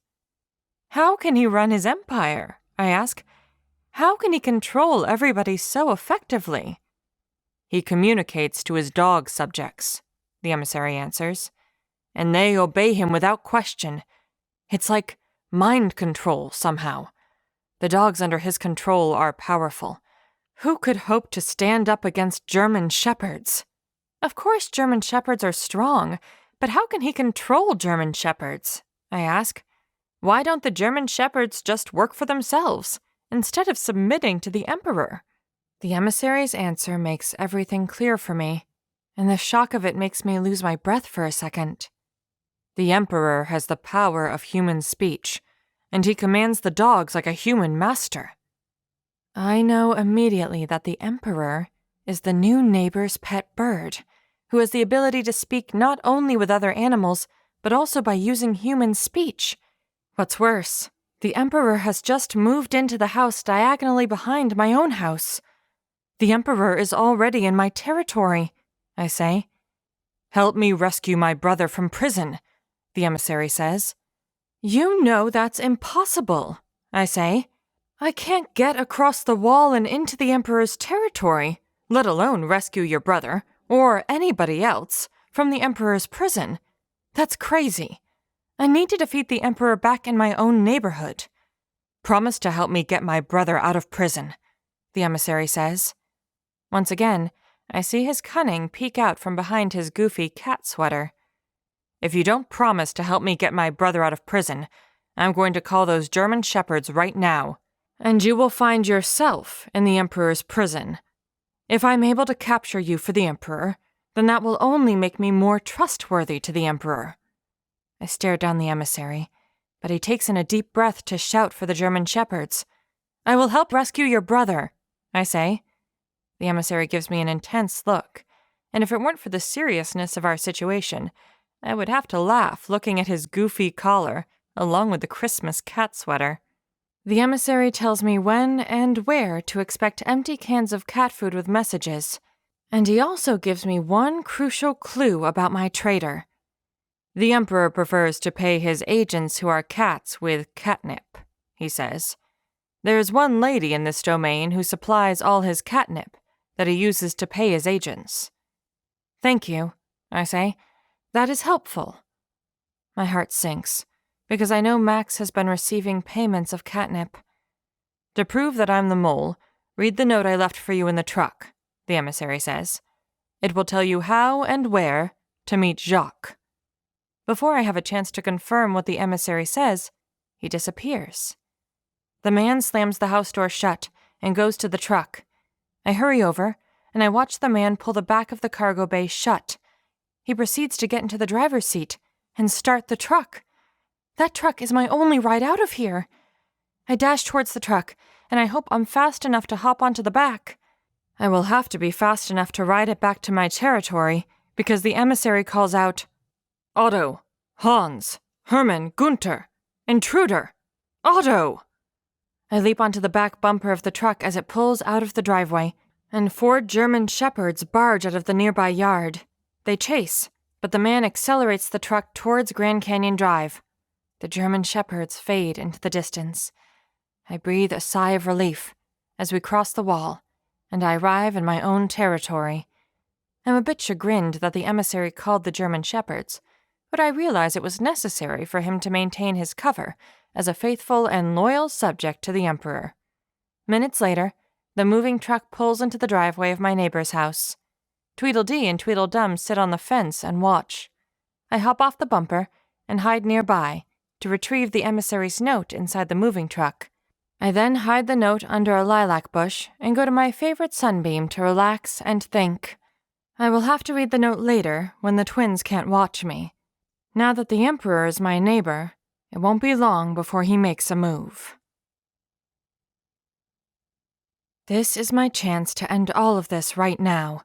The Emperor is in the new neighbor's house, and if that bird is the Emperor, I might as well sneak in there as soon as I can and get rid of him. I'm giddy about this possibility. The Emperor has made a great miscalculation by moving into my territory far too early and without his defenses.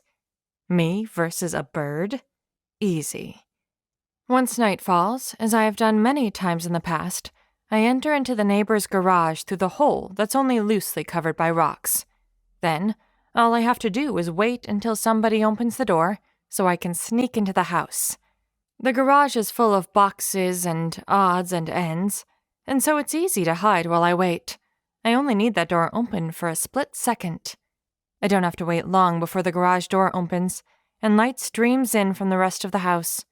Christmas decorations illuminate the house, and Christmas music pours into the garage. The man flips on the light switch, takes a few steps in, grabs a beverage from a case, and goes back into the house. Just as the man shuts the garage door, I slide a piece of cardboard from one of their used moving boxes into the doorway. It prevents the door from shutting completely. I wait a few seconds, and then I open the door a crack and peek in. The house, like the garage, is full of boxes and random household items. The man and the woman are talking. I sneak into the house, and I use the moving boxes as cover to hunt for the Emperor. "Let's get this all unpacked and be done with it," the man says, and then he takes a swig from his beverage. "Christmas only comes one time a year," the woman says, "and so we are going to decorate for Christmas, even if everything is not unpacked yet." "Fine," the man says, and I can practically hear his eyes roll in his head. The Christmas music playing right now is about some silly snowman that comes to life, but I don't let that distract me from searching the house for that evil bird. I search 2 bedrooms, but both of them only have a few boxes in them, with the names of their sons written on them. There's no bird. I sneak my way to the far end of the house, and as I approach what I guess to be a living room, I have a sense that this must be the Emperor's room. It's darker, and the Christmas music is softer at this end of the house. I wonder if the Emperor is resting right now. My eyes adjust to the light, and I'm confident that the dim light will give me an advantage. I stealthily sneak into the room to locate the bird. The fur on my neck stands up. The Emperor is somewhere in this room. "Halt!" a human man's voice rings out. "Who goes there?" I dive for cover behind a partially unpacked box. "Oh," the parrot says in animal talk. "It's only you, princess, the so-called empress of these lands. But not anymore. As you can see, I've moved in now. Ha ha ha." "As you can see," I counter, "there are no German shepherds in here to do your bidding, and this empress is at the top of the food chain." I leap into the center of the room and attack the first thing that moves. A bird has no chance against me in this small room.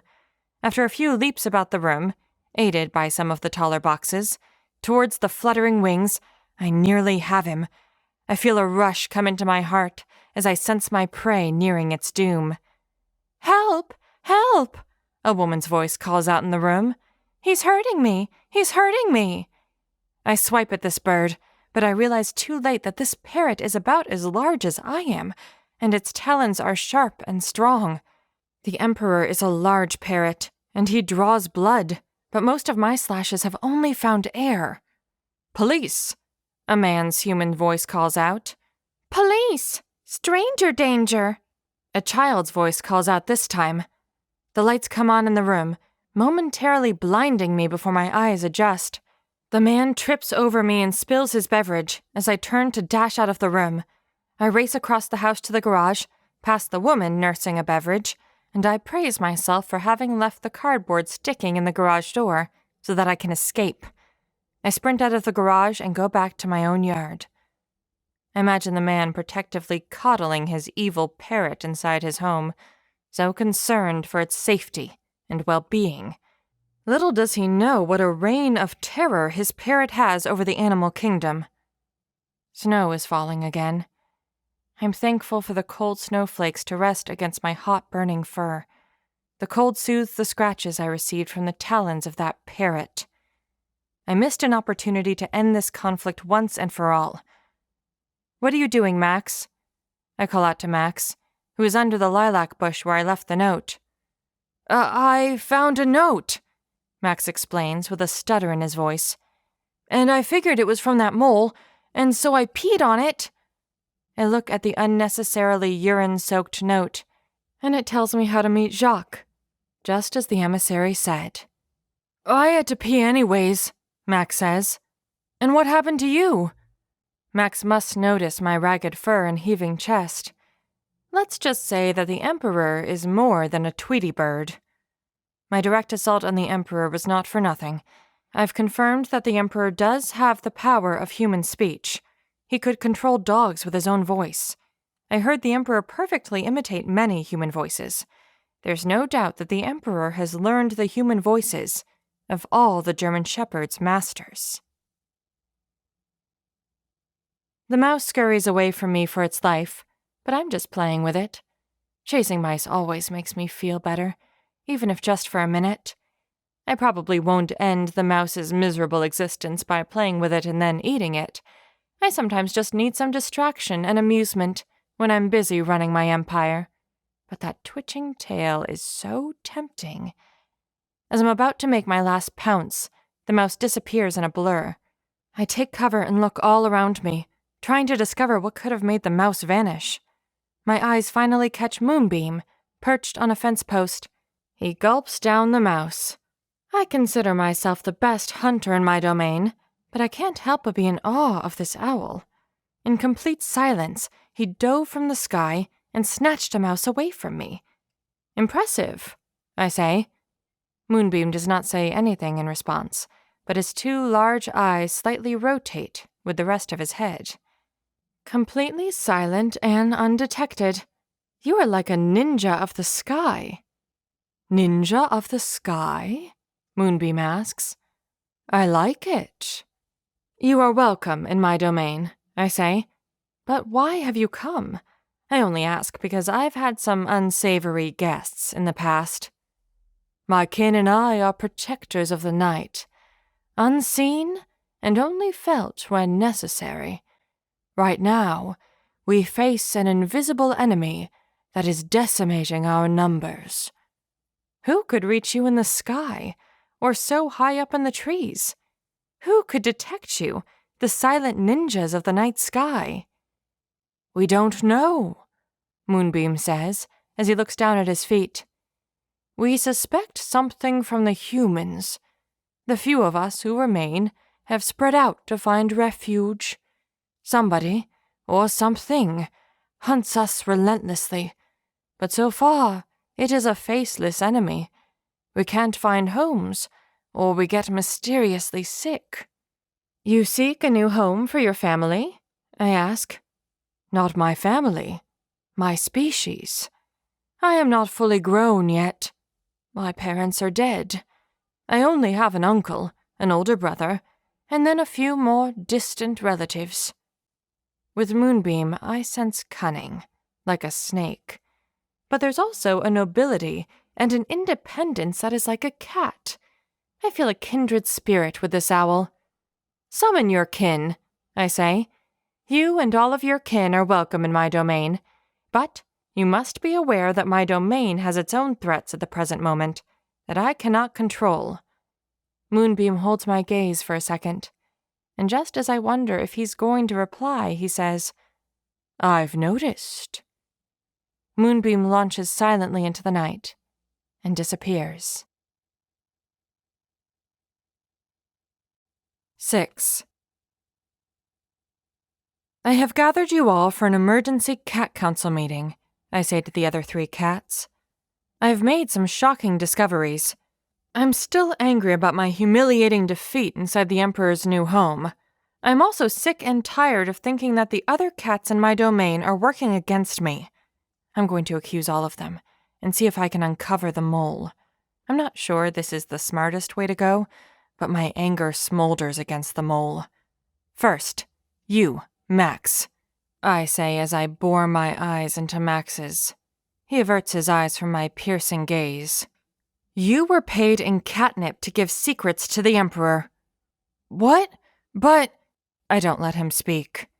You saved my life before, and so I assumed you were loyal to me. I don't know where you went astray. Perhaps you became jealous, or the catnip was too enticing. How far you have fallen. No, Max pleads. It's not like that at all. How else could you have earned all of that catnip secretly? I say. I don't know, Max stammers. I just thought, I don't know. I guess I was blinded by my love for catnip. Nobody would give all that catnip for nothing, I say. Please, princess, Max grovels. If I may, Tweedledee says quietly as she tentatively holds up her paw, I do have something to say. This raises my ire. I turn my gaze to her to accuse her. You lied to me as well, I say. Max kept his giant payment of catnip hidden, but you lied to my face. What are you talking about? Tweedledee asks. I watched you cross Grand Canyon Drive the other day. Tweedledee's white face turns red. How did you see me? Tweedledee asks. None of your business, I say. You told me you were coming home from visiting Grandma, who lives on this side of Grand Canyon Drive. But you crossed Grand Canyon Drive. That's something the Emperor's spy would do. That detail about where Grandma lives, it doesn't matter. I didn't want you to be suspicious. There's more, I say. I've been into the Emperor's new territory, and I overheard his border guards, those fierce German shepherds. All 3 of the other cats shake with fear, probably wondering how I obtained information from German shepherds. Those German shepherds have explicit orders from the Emperor to give you, Tweedledee, free passage in and out of his domain. Both Max and Tweedledum stare at Tweedledee with gaping mouths. And that is nothing to scoff at, I add, because earlier I witnessed an innocent cat trying to escape out of the Emperor's new territory. He bolted across Grand Canyon Drive, but one of those German shepherds chased after him, snatched him up, and pulled him unwillingly back into the Emperor's domain. If he's lucky, he's in one of the Emperor's prisons. If he's not lucky, then... All three of the other cats huddled together in horror from my accusations. This is going wonderfully well from my perspective. So, why does the Emperor give you safe passage? I asked Tweedledee. Even Max knows this is a rhetorical question, and remains quiet. It's because you work for the Emperor. The accusation sits in the cold air amongst the four of us, and Tweedledee has nothing to say in her defense.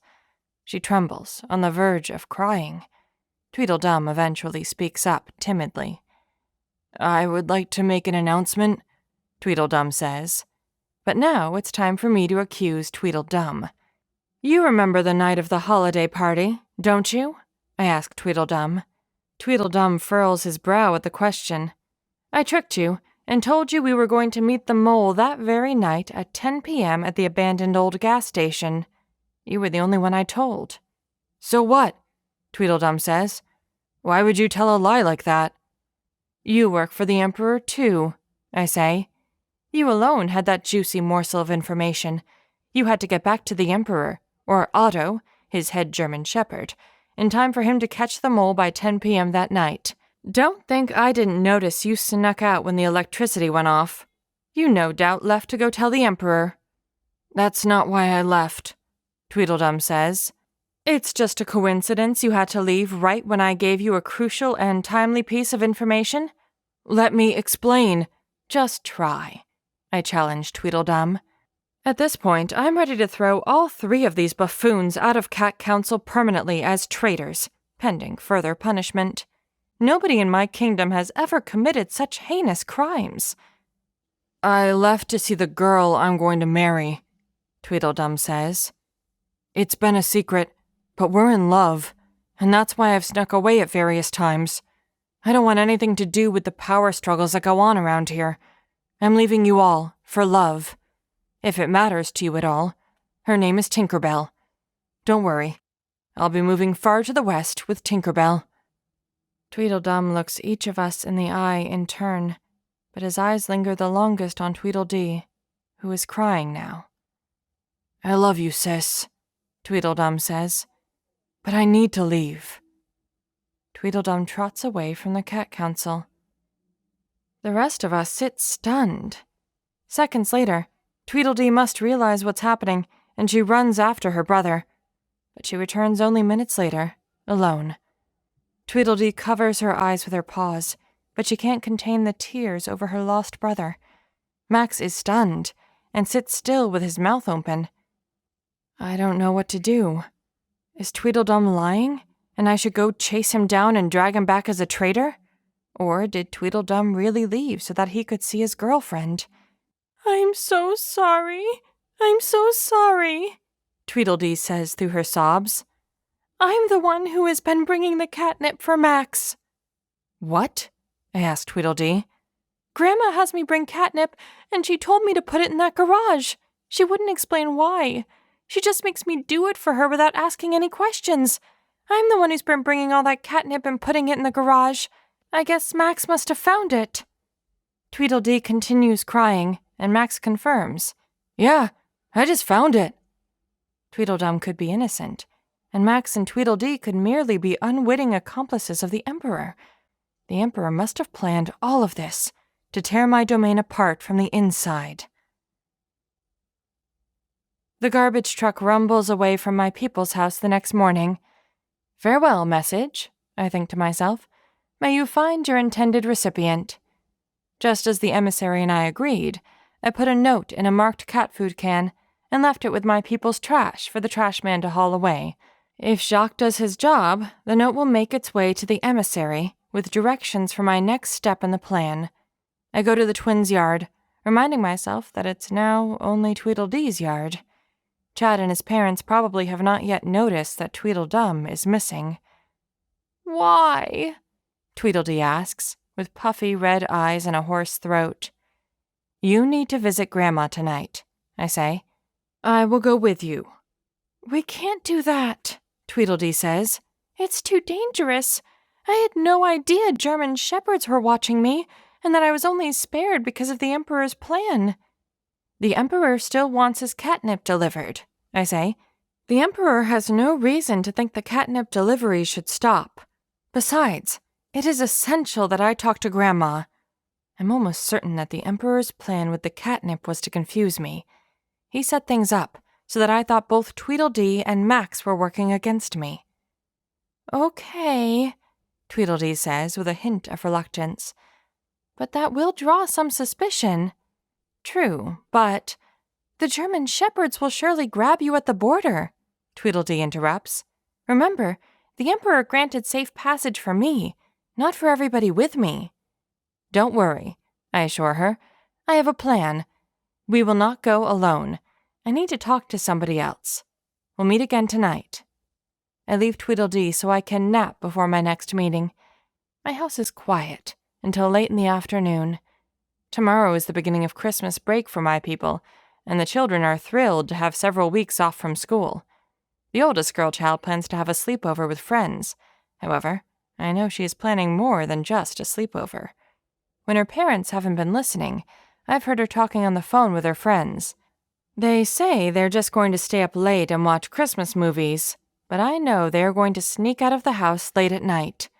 They're going to a late-night party at a house across Grand Canyon Drive. They are my ticket into the Emperor's new territory. After my meeting with my friend who will help us, I go to see Tweedledee again. I hope I don't stink, like my friend I just talked with. We can't go tonight, she says. It's too dangerous. Some of my people will be going across Grand Canyon Drive. When we go with my people, the German shepherds will leave us alone. They wouldn't dare attack people. Tweedledee can't argue with that. I'm not just worried about us, Tweedledee says. I'm worried about Grandma. Even if they don't harm us, Grandma is still in Emperor's territory, and I'm afraid of what he will do to her. I know exactly how we are going to lose those German shepherds, I say. They won't even know that we went to visit your grandma. She'll be safe. Okay, Tweedledee concedes. Trust me on this, Tweedledee, I say. This is our only chance. Sneak out of your house after dark and meet me. I will be with the oldest girl child and some of her friends.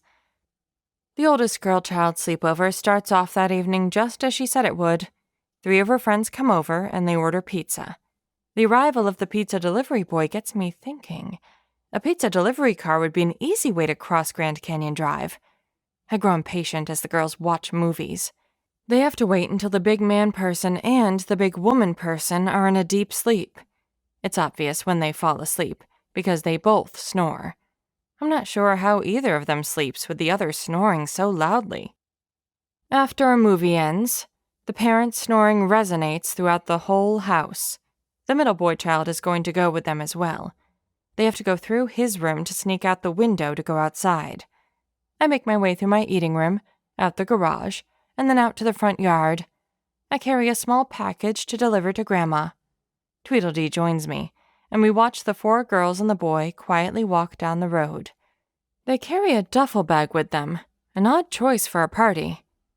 Once they are several houses away, they start laughing and celebrating. I run to catch up with them, and Tweedledee follows. Princess, the oldest girl child says when she sees me. What are you doing here? Go back home. I give her a look and continue walking. We can't go back just for a cat, the middle boy child says. Yeah, one of the girls says. These cats will find their way home later. Tweedledee and I stay close, especially when we approach Grand Canyon Drive. We will almost certainly see German shepherds, I say. Just walk casually. What do you mean, walk casually? I don't know. Just walk casually. When we cross Grand Canyon Drive into the Emperor's territory, it somehow feels as if we are in a new world. I spot one set of golden eyes from a German shepherd glaring at us. I was right. He does not dare move or attack a group of people. He licks his chops, probably in hopes that we separate from the people. We will separate, but he won't be licking his chops for long. After several minutes, we arrive at the party. It is not the party I expected. The house we stand in front of is silent and dark. The 4 girls and the middle boy child open their duffel bag and snicker. They pull rolls of toilet paper out of the duffel bag. With chuckles and grins, they throw the toilet paper all over the yard. They heave the rolls up into the trees, leaving streams of toilet paper hanging from nearly every branch. Tweedledee, of course, chases after the toilet paper. The people can hardly contain their joy. It's not long before toilet paper droops from every barren branch, covers the bushes, and crisscrosses the lawn. They even dare to throw some rolls of toilet paper into the backyard. They are on their last roll of toilet paper when a light inside the house turns on. Without saying anything, the 4 girls and the middle boy child grab the duffel bag and start sprinting for home. Tweedledee and I keep pace with them, although I'm still trying to figure out what kind of party that was. Once we're out of sight of the toilet paper, the people slow to a walk and congratulate each other on the great job they did. "Did you see how everything was covered in toilet paper?" one of the girls asks the others. "Yeah," another says. "He's gonna be so mad when he has to clean that up tomorrow." The girls melt into giggling, and even the middle boy child laughs. They are unaware of the German shepherds following us. "I still know the way to Grandma's from here," Tweedledee tells me. I count 2 German shepherds tracking and watching us, I say. One of them, I bet, is still guarding the border, and who knows what the 4th one is up to. We have to make our break soon, and leave the safety of the people. Then we must evade the German shepherds, so that we can visit Grandma without their knowledge. We reach another side road, and Tweedledee says, "This is where we need to turn right." "Continue with me and the people," I say. "When I say now, then you stick with me and we run as fast as we can. We must not get separated. You must stay with me. We must go as fast as we can." I look at Tweedledee, and the playfulness she exhibited with the toilet paper minutes ago is gone. She has grown out of being a kitten in the last 5 minutes. She understands that if we can't shake the German shepherds off our tails, then we may disappear into the Emperor's domain, and she will never see Grandma again. "If something happens to me, make sure you get this package to Grandma," I say. "But don't worry, nothing will happen to me." The people continue back to my house as they chat about their toilet paper triumph, and I slow my pace so that they begin to drift further ahead of me and Tweedledee. On the next road, I turn left, and I can feel the German shepherds closing in. We are perilously close to being outside the protection of the people. "Princess?" Tweedledee says to me, as if I don't realize the danger. "Stick with me and trust me," I say. "We had to take a right turn back there," Tweedledee says with a quivering voice. I continue, and Tweedledee follows me for a few steps, then she freezes. I am alone, and I see Tweedledee alone in the middle of the road. A bush rustles, as a German shepherd must be getting into his final position. I sure hope my plan works. "Now!" I yell, as I sprint to Tweedledee's position and then past her. It takes Tweedledee a second to unfreeze, but she bolts with me back the way we came. At the exact same time, 2 German shepherds leap out at me. But the skunk I had met earlier today also comes out of the bushes between us and the dogs. Before the German shepherds can react, the skunk sprays his noxious odor directly in both of their faces. As I race away with Tweedledee to Grandma's house, howls of pain ring out from the 2 German shepherds. "You see, kid," I tell Tweedledee minutes later, "stay with me, and everything will be all right." "That is how to lose some German shepherds," Tweedledee says triumphantly. I'm sure the people were close enough to hear and smell the commotion, but they probably ran home. We soon arrive at Grandma's home. She will be my next ally in the struggle against the Emperor. Tweedledee leads me through a cat door into Grandma's garage. "Grandma? Grandma?" Tweedledee calls out. Just a few seconds later, an answer comes. It's the resonant and warm voice of a grandmother who has not much else left to live for but to spoil her grandchildren. "Is that you, Dee?" "Grandma," Tweedledee says. "I brought a friend I want you to meet." Tweedledee gives me a sidelong glance. I don't take kindly to being called a friend by my subjects. That is a topic we need to talk about at a different time. The garage is dark, and Grandma is obscured within a cardboard box on its side. "Oh, wonderful," Grandma says. "What does your friend like to do? Does she like to play with string? Does she like to catch birds? Oh, let me guess. She likes to chase her tail like a dog, doesn't she?" Grandma lets out a soft chuckle as she laughs at her own joke. "I beg your pardon, ma'am," I say, "but I am a different kind of friend to your beloved Tweedledee. My name is Princess, and I am the ruler of the domain in which she lives. My dominion consists of Rover Boulevard on the opposite side of Grand Canyon Drive. Perhaps you've heard of me. I am the one who slayed Snarl, the wicked coyote." "Oh, I've been around long enough to hear plenty of things like that," Grandma says nonchalantly. "So, why did you come to meet dear old Grandma?" "I come here," I say, "not only on my behalf, but on behalf of my whole domain, which includes Tweedledee. My domain is under threat by one who is called the Emperor." "Oh, now, I have heard of the Emperor. I have heard of him." "We have much to discuss. Let me tell you about the Emperor, young lady," Grandma says as she comes out from the shadow of her cardboard box. I notice something about Grandma. She is looking in my direction, but she is not looking at me. She doesn't make eye contact with me. She can't make eye contact. Grandma is blind. When I look at Grandma, it is as if I am looking into a magical mirror that shows me the future. Grandma is simply an older version of me. She's a gray tabby, and her fur has turned slightly scruffier, is tinged with more white hair, and she is heavier set. I, however, have my eyesight, but Grandma's blind. "I can tell by the way you talk that you are just like I used to be," Grandma says. "There was a time when I was in charge, and everybody had to serve and honor me. But those were the days before the Empire and the Emperor." "How old are you?" I ask. "When I came here, there weren't that many houses yet.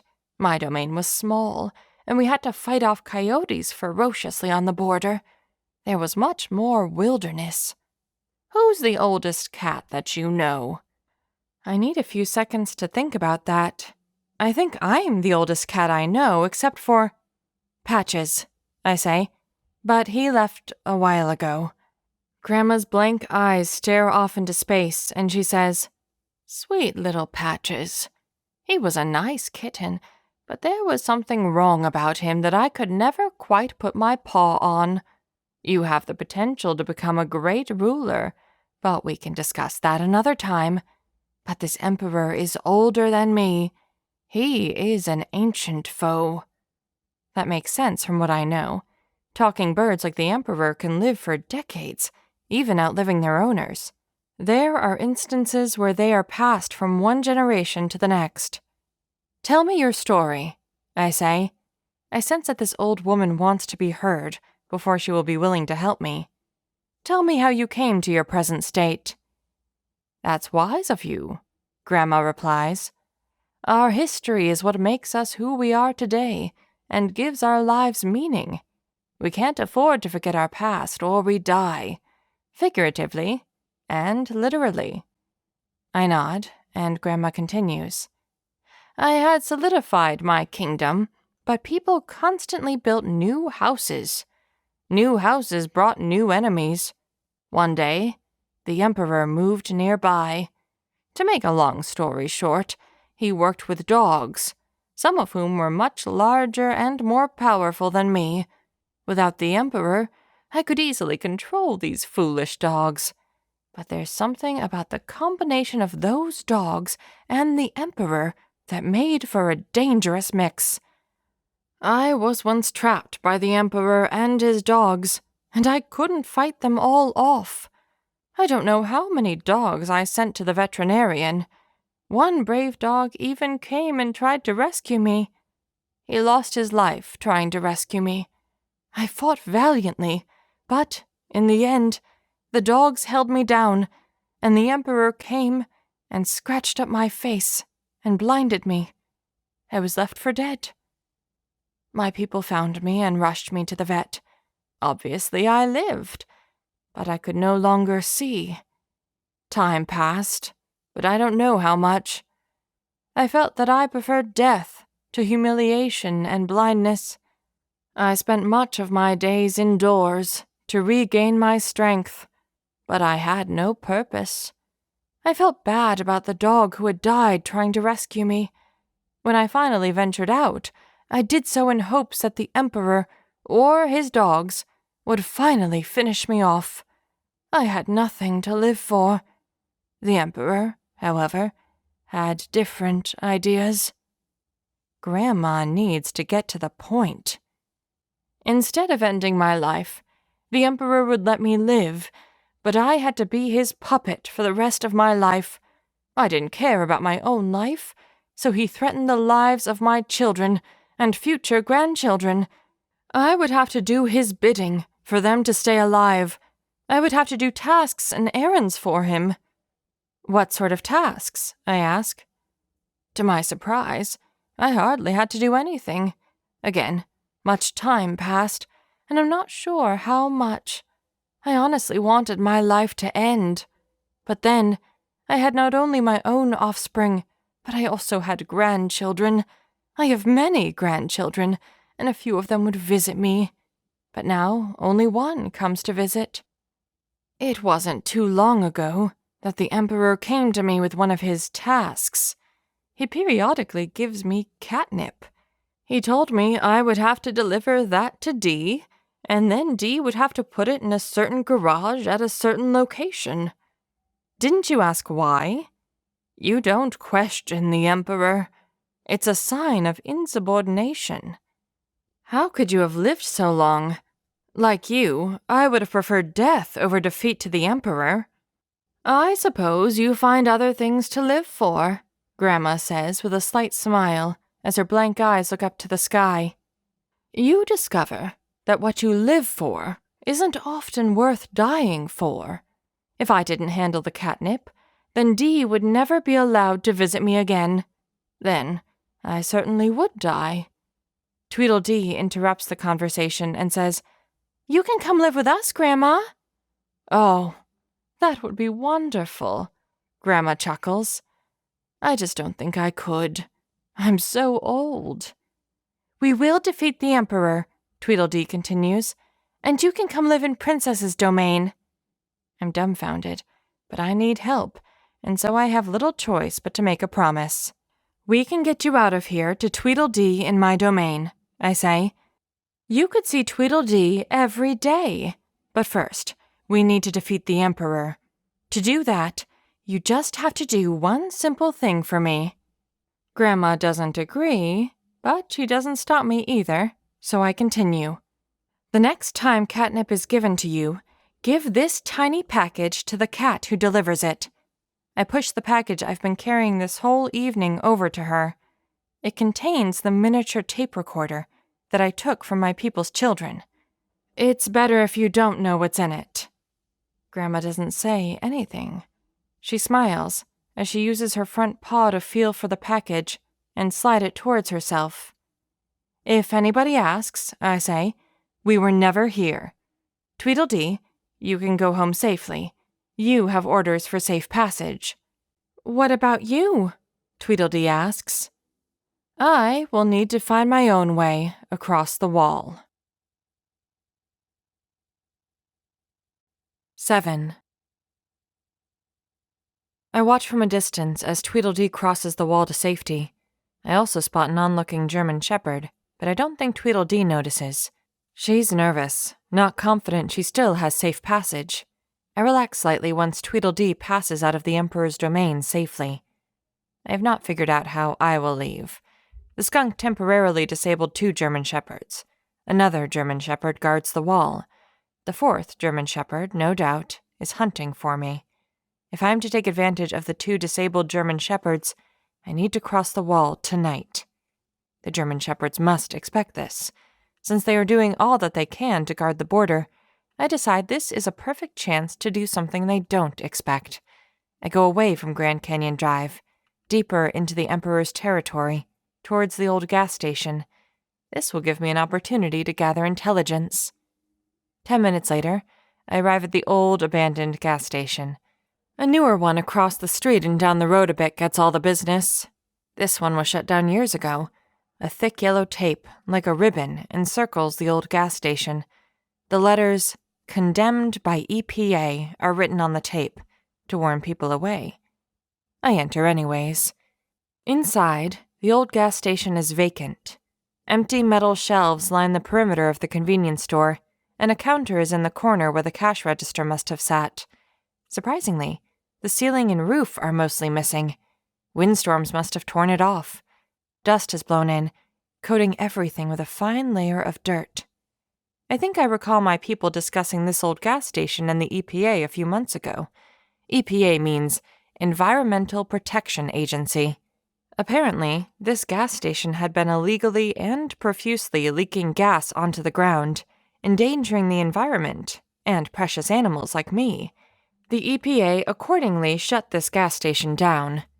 From inside, I see that the almighty Animal Control building is nearby.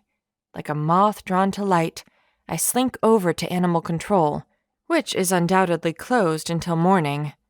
I sleep on the roof. In the morning, once the Animal Control workers arrive, I sit next to the window to overhear their telephone conversations. Most of the telephone calls I hear are just like others. "Okay, ma'am, okay. I know, right?" And so on. There's a break in the phone conversations when two of the Animal Control workers have a discussion. One of them is going to be driving the vehicle away for a while. Perhaps this is my chance to ride on the Animal Control vehicle back to my domain. What wonderful irony that would be. The same Animal Control vehicle that means the end for so many animals would be my salvation. But then they say that they're taking the Animal Control vehicle to put an animal to sleep. One of them says, "I hate to say it, but I won't be sad when it's time to put that monster dog to sleep in a few days. That thing is a beast." That must be the dog they captured on Thanksgiving. Because of the Animal Control vehicle's destination, I decide against trying to ride it. I want to explore the town more, especially the grocery store. Before I go, an Animal Control employee has a phone conversation that could aid me against the Emperor. I don't know what the caller is saying, but the Animal Control employee assures them that German Shepherds typically are not dangerous.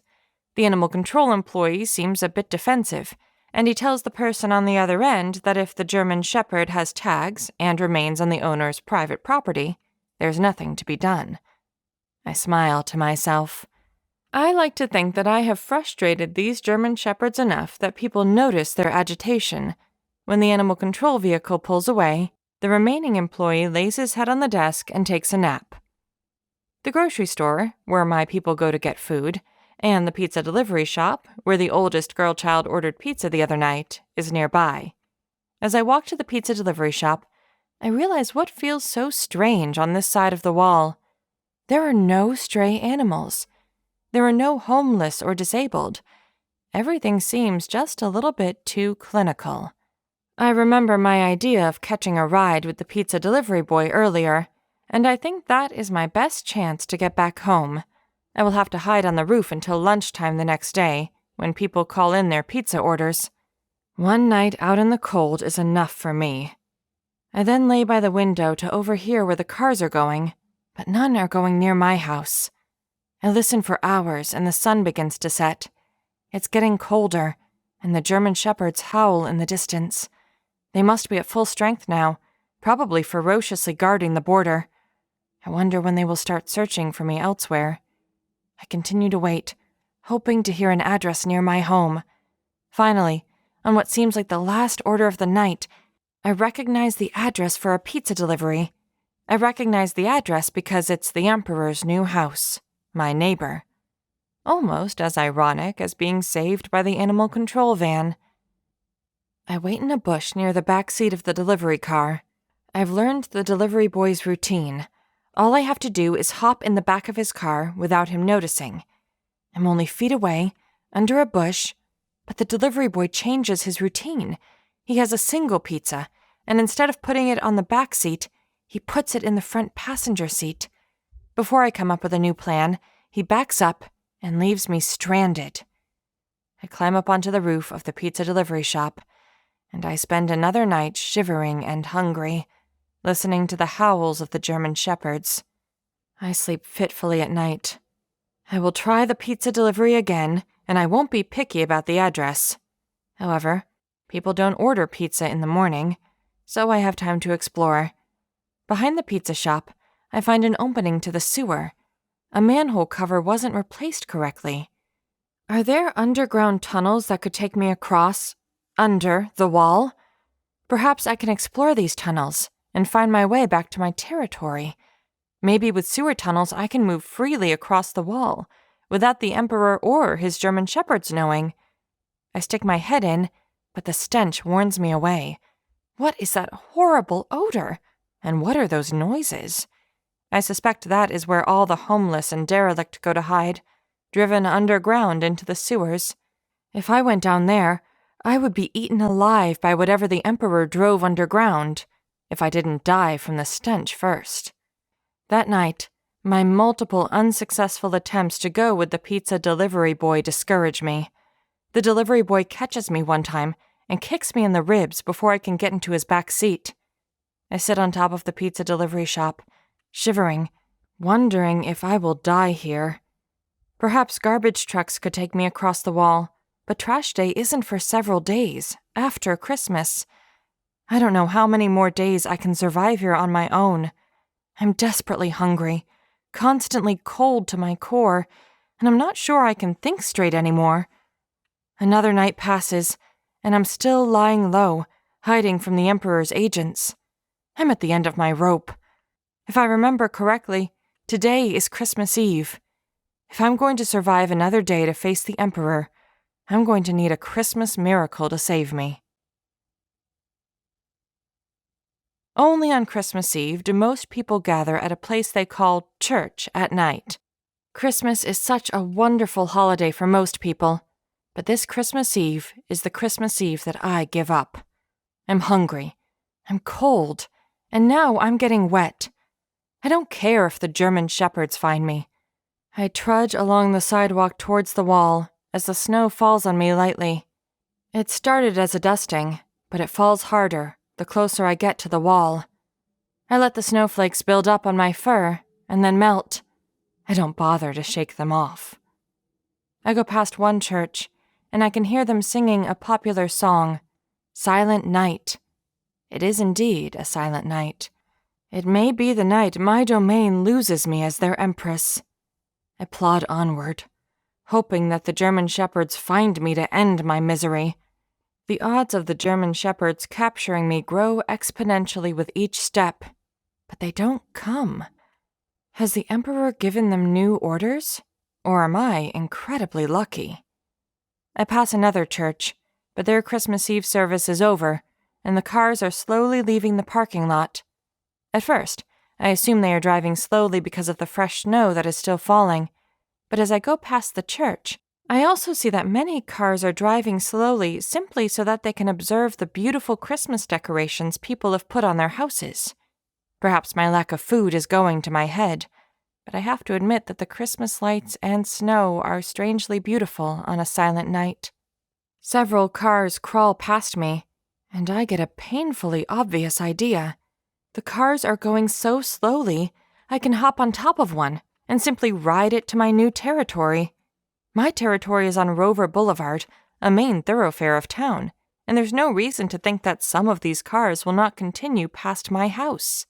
I shake off the wet snow and look around warily. I hope that I have not been too carefree, even hoping that the German shepherds would capture me, just as I find a narrow means of escape. They don't come, though. A car loaded with children leaves the church parking lot. I figure it is just the type of car that would go look at Christmas lights, and so I wait on the edge of the road for it to creep by. It passes me, and I run after it. This is the most dog-like behavior I have ever engaged in. I jump onto the top of the car when it sits at a stop sign for a second.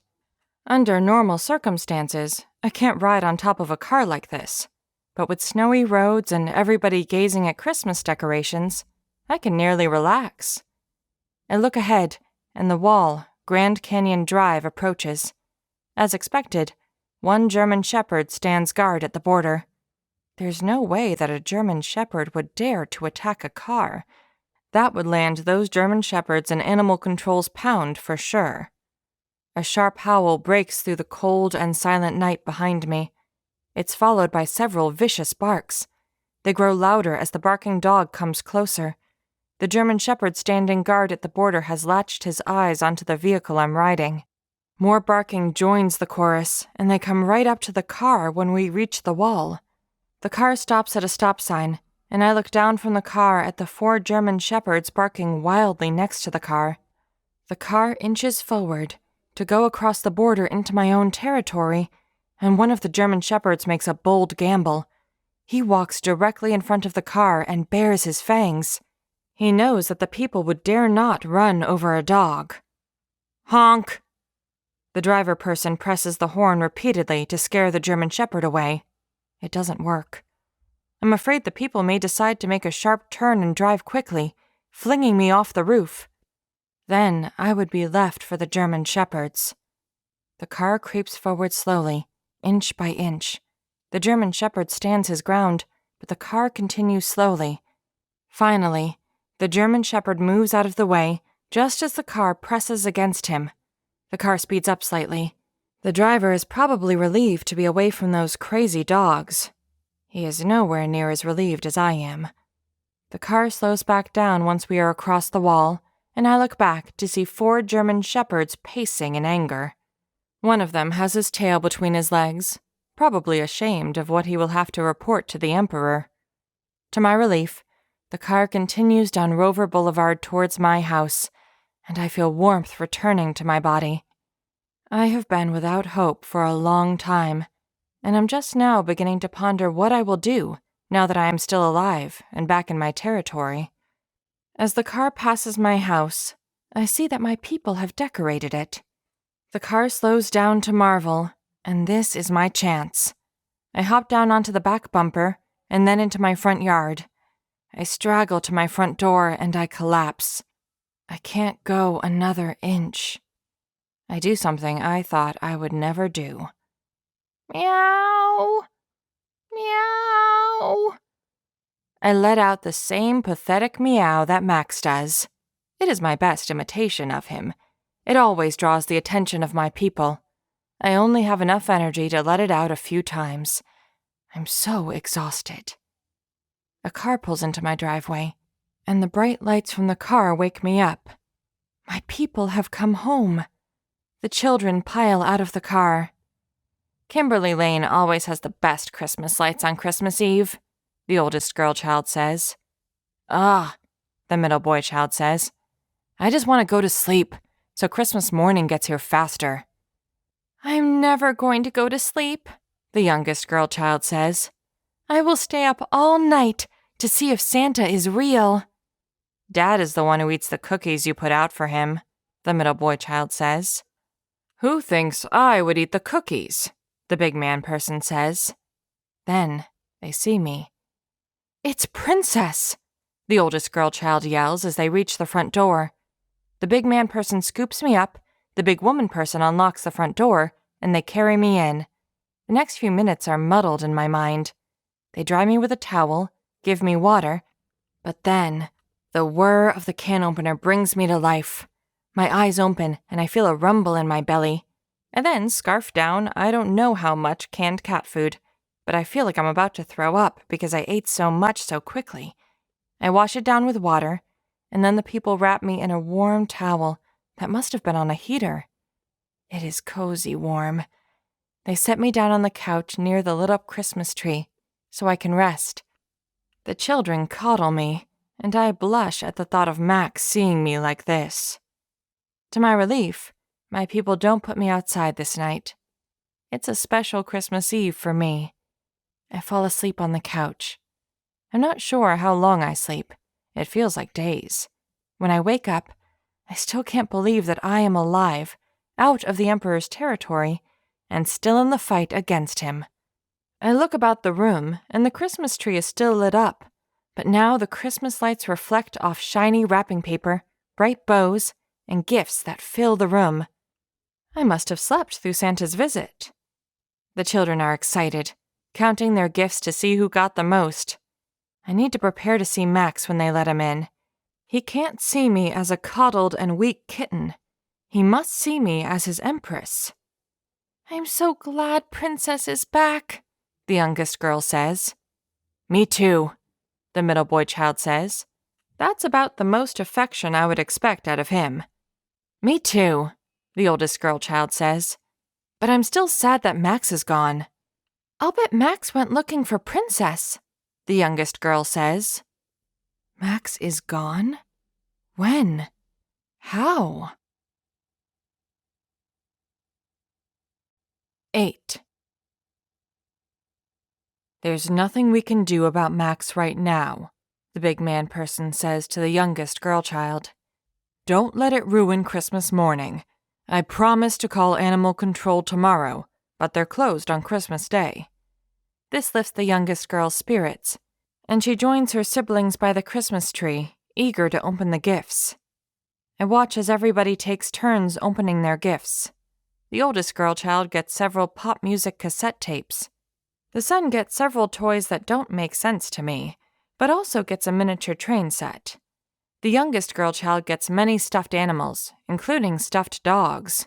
Honestly, that's a little bizarre to me. It's not as if I have stuffed people to play with. Max's absence puts a damper on the morning for the children. If Max were here, he would play with the balled up and discarded wrapping paper. He would be entranced by the new toys, noises, and sounds, and he would just make the whole event overall a little bit more fun. Also, without him here, I don't have anybody to boss around. Once the kids have opened all their gifts, they give their mother and father a big hug, and they run to their rooms to play with their new toys. I go outside and call Tweedledee. It's time we have another emergency cat council. She grudgingly agrees to attend. "The first matter of business," I say to Tweedledee, to start the emergency cat council, "is that New Year's Eve and my meeting with the Emperor is less than a week away. We must defeat those German shepherds beforehand, or the meeting will be a disaster for freedom lovers everywhere. We must get Max back. Surely it's not a coincidence that he is missing." "It is not a coincidence," Tweedledee says. "Animal control got him, but it's not just animal control. A German shepherd came into your domain while you were gone." This has my attention.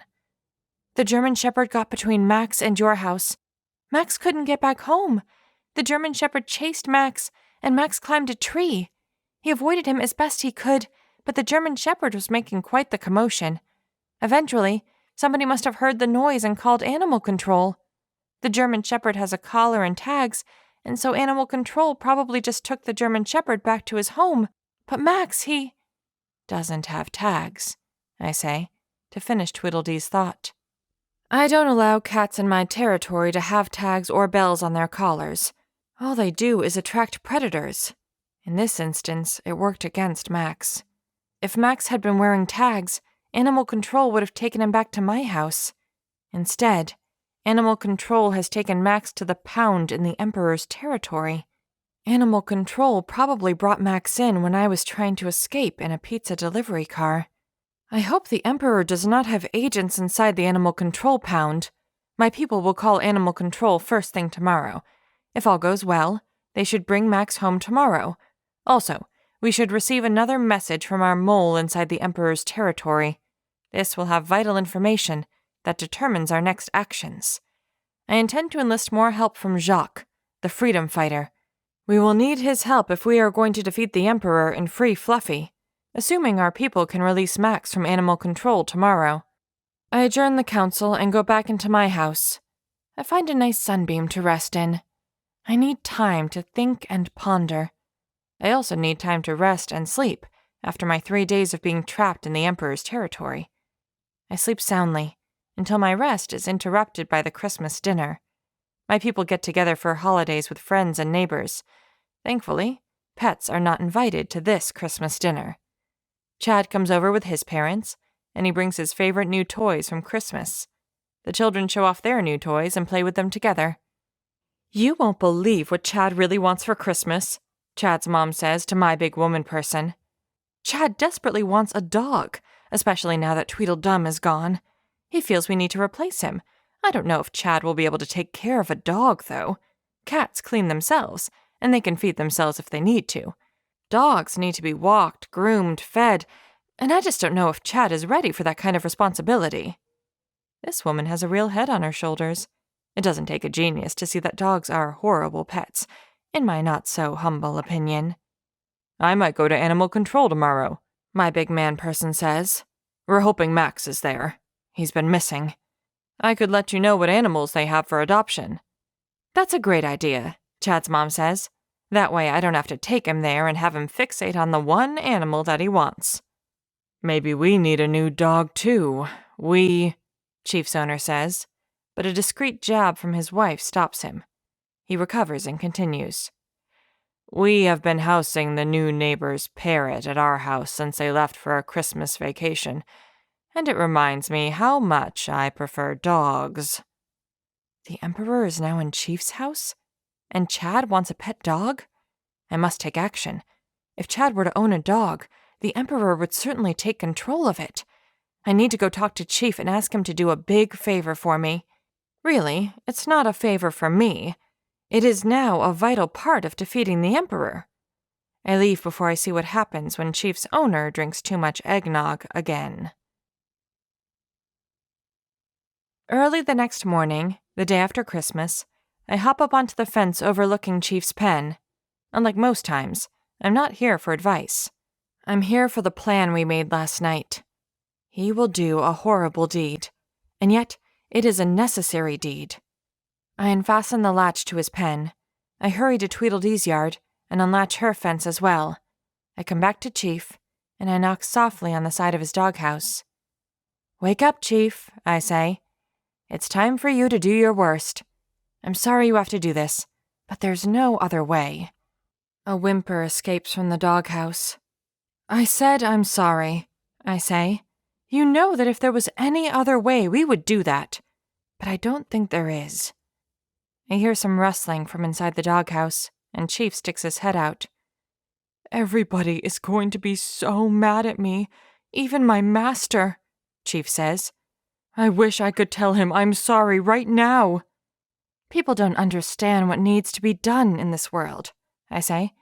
"If people understood what was really necessary, they would be the ones running this world. And us cats wouldn't be running the world. I shudder to think."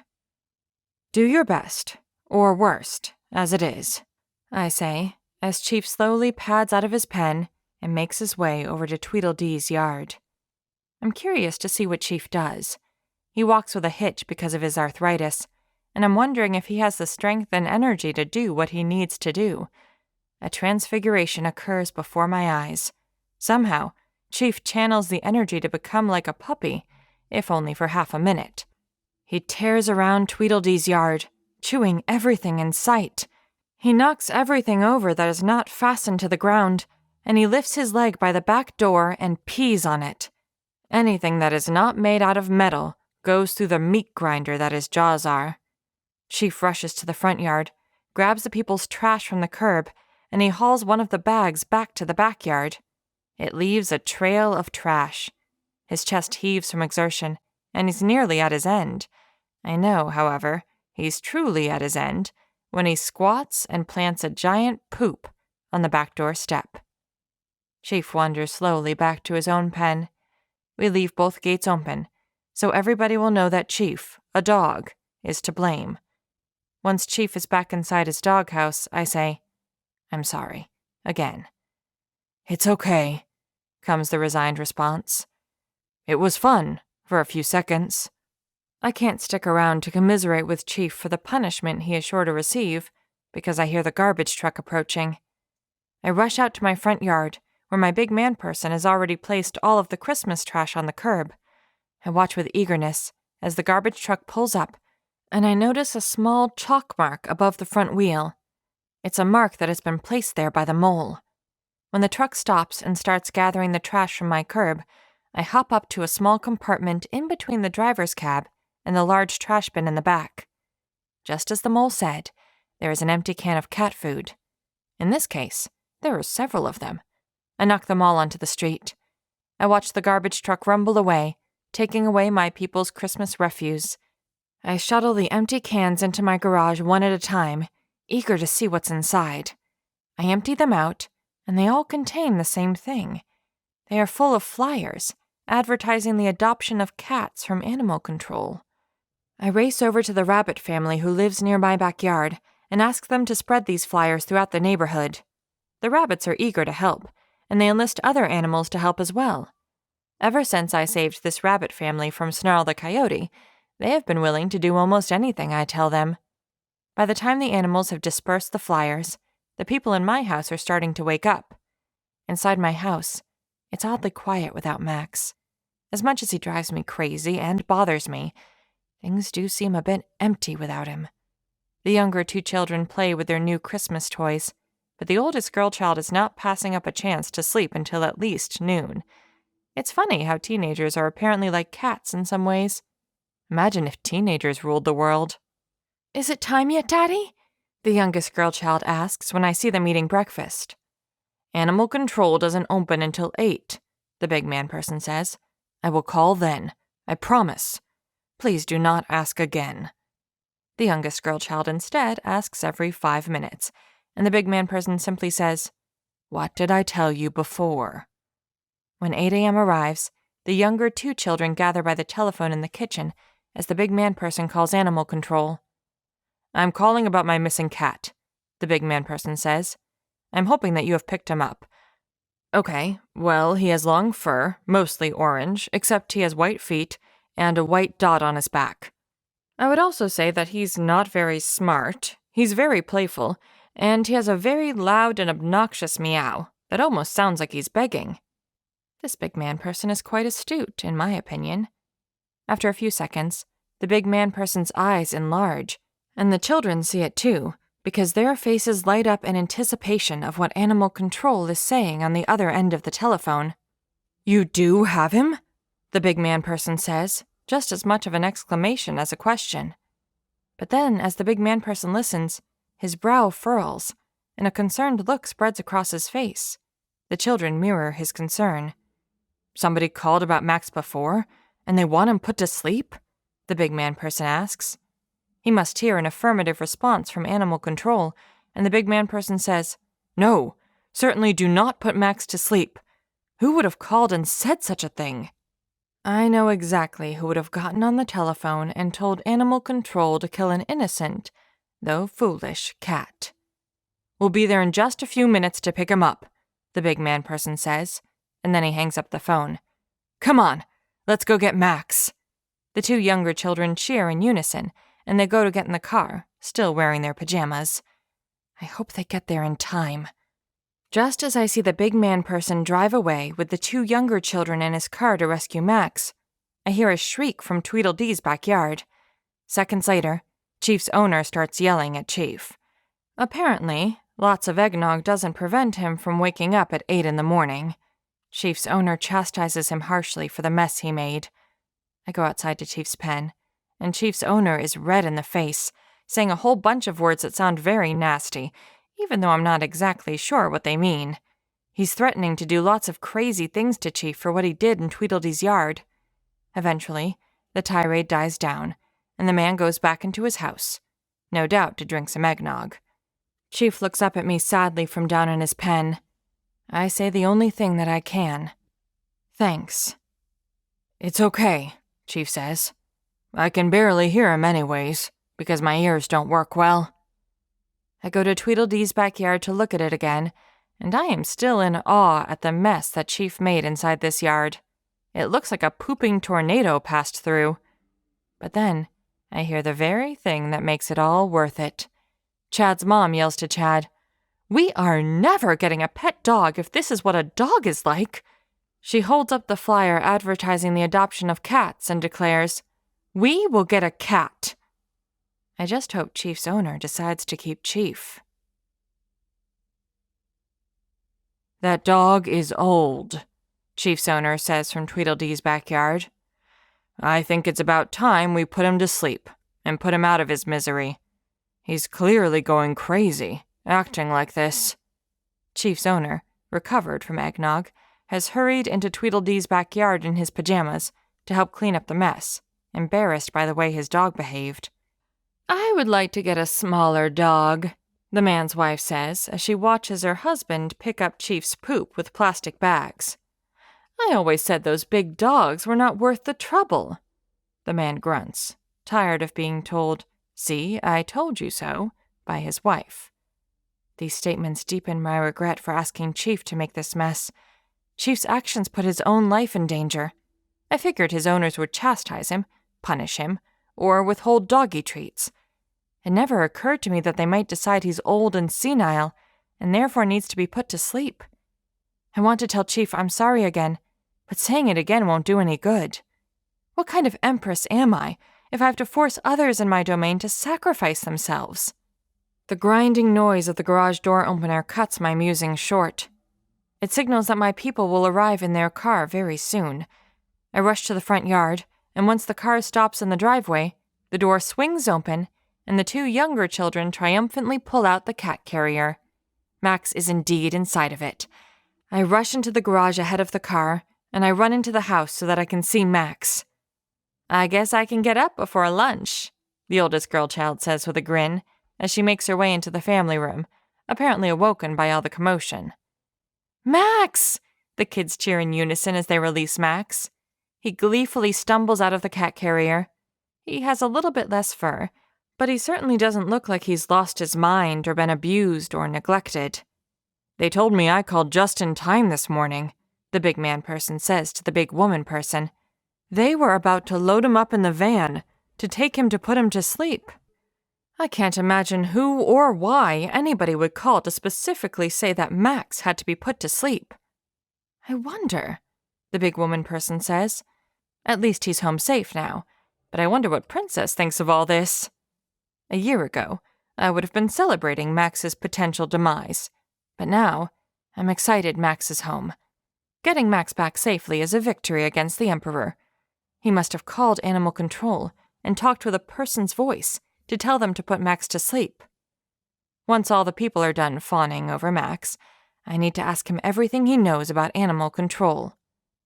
Good to see you, Princess, Max says with a grin. I know, I say.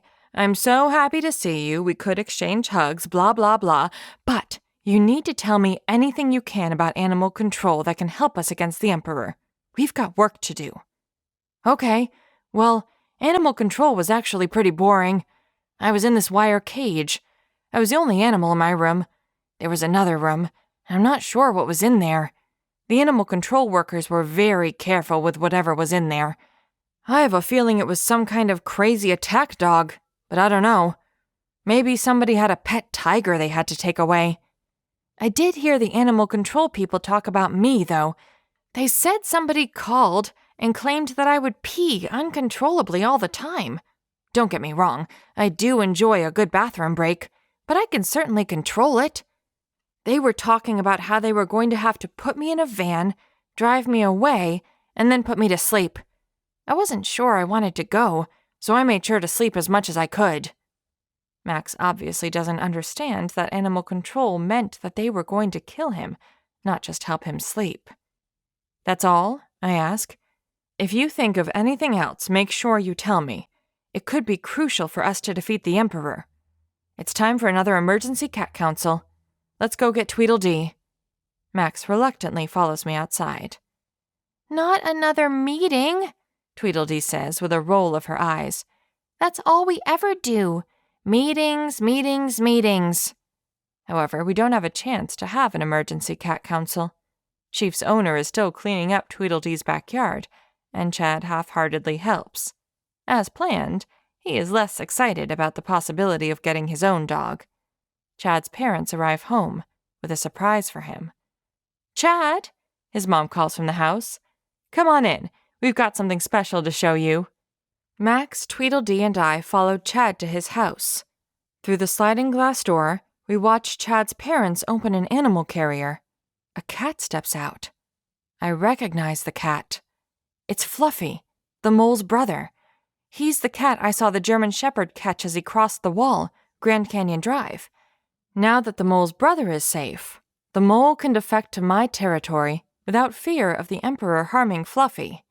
The Emperor's empire is weakening, and there remains more of my plan to unfold. First of all, I begin in the Cat Council. I would like to welcome our newest member to the Cat Council, Fluffy. I clap my paws to show my appreciation, and Max and Tweedledee join me. Of course, welcome back to Max, too. We are thrilled to have you back. Much has changed over the last few weeks, and we are at a crucial time.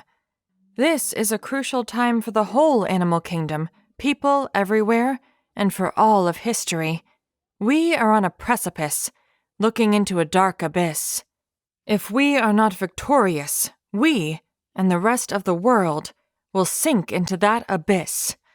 Max, Tweedledee, and Fluffy seem more confused than impressed with my speech. I have to make it crystal clear for them. We must attack now.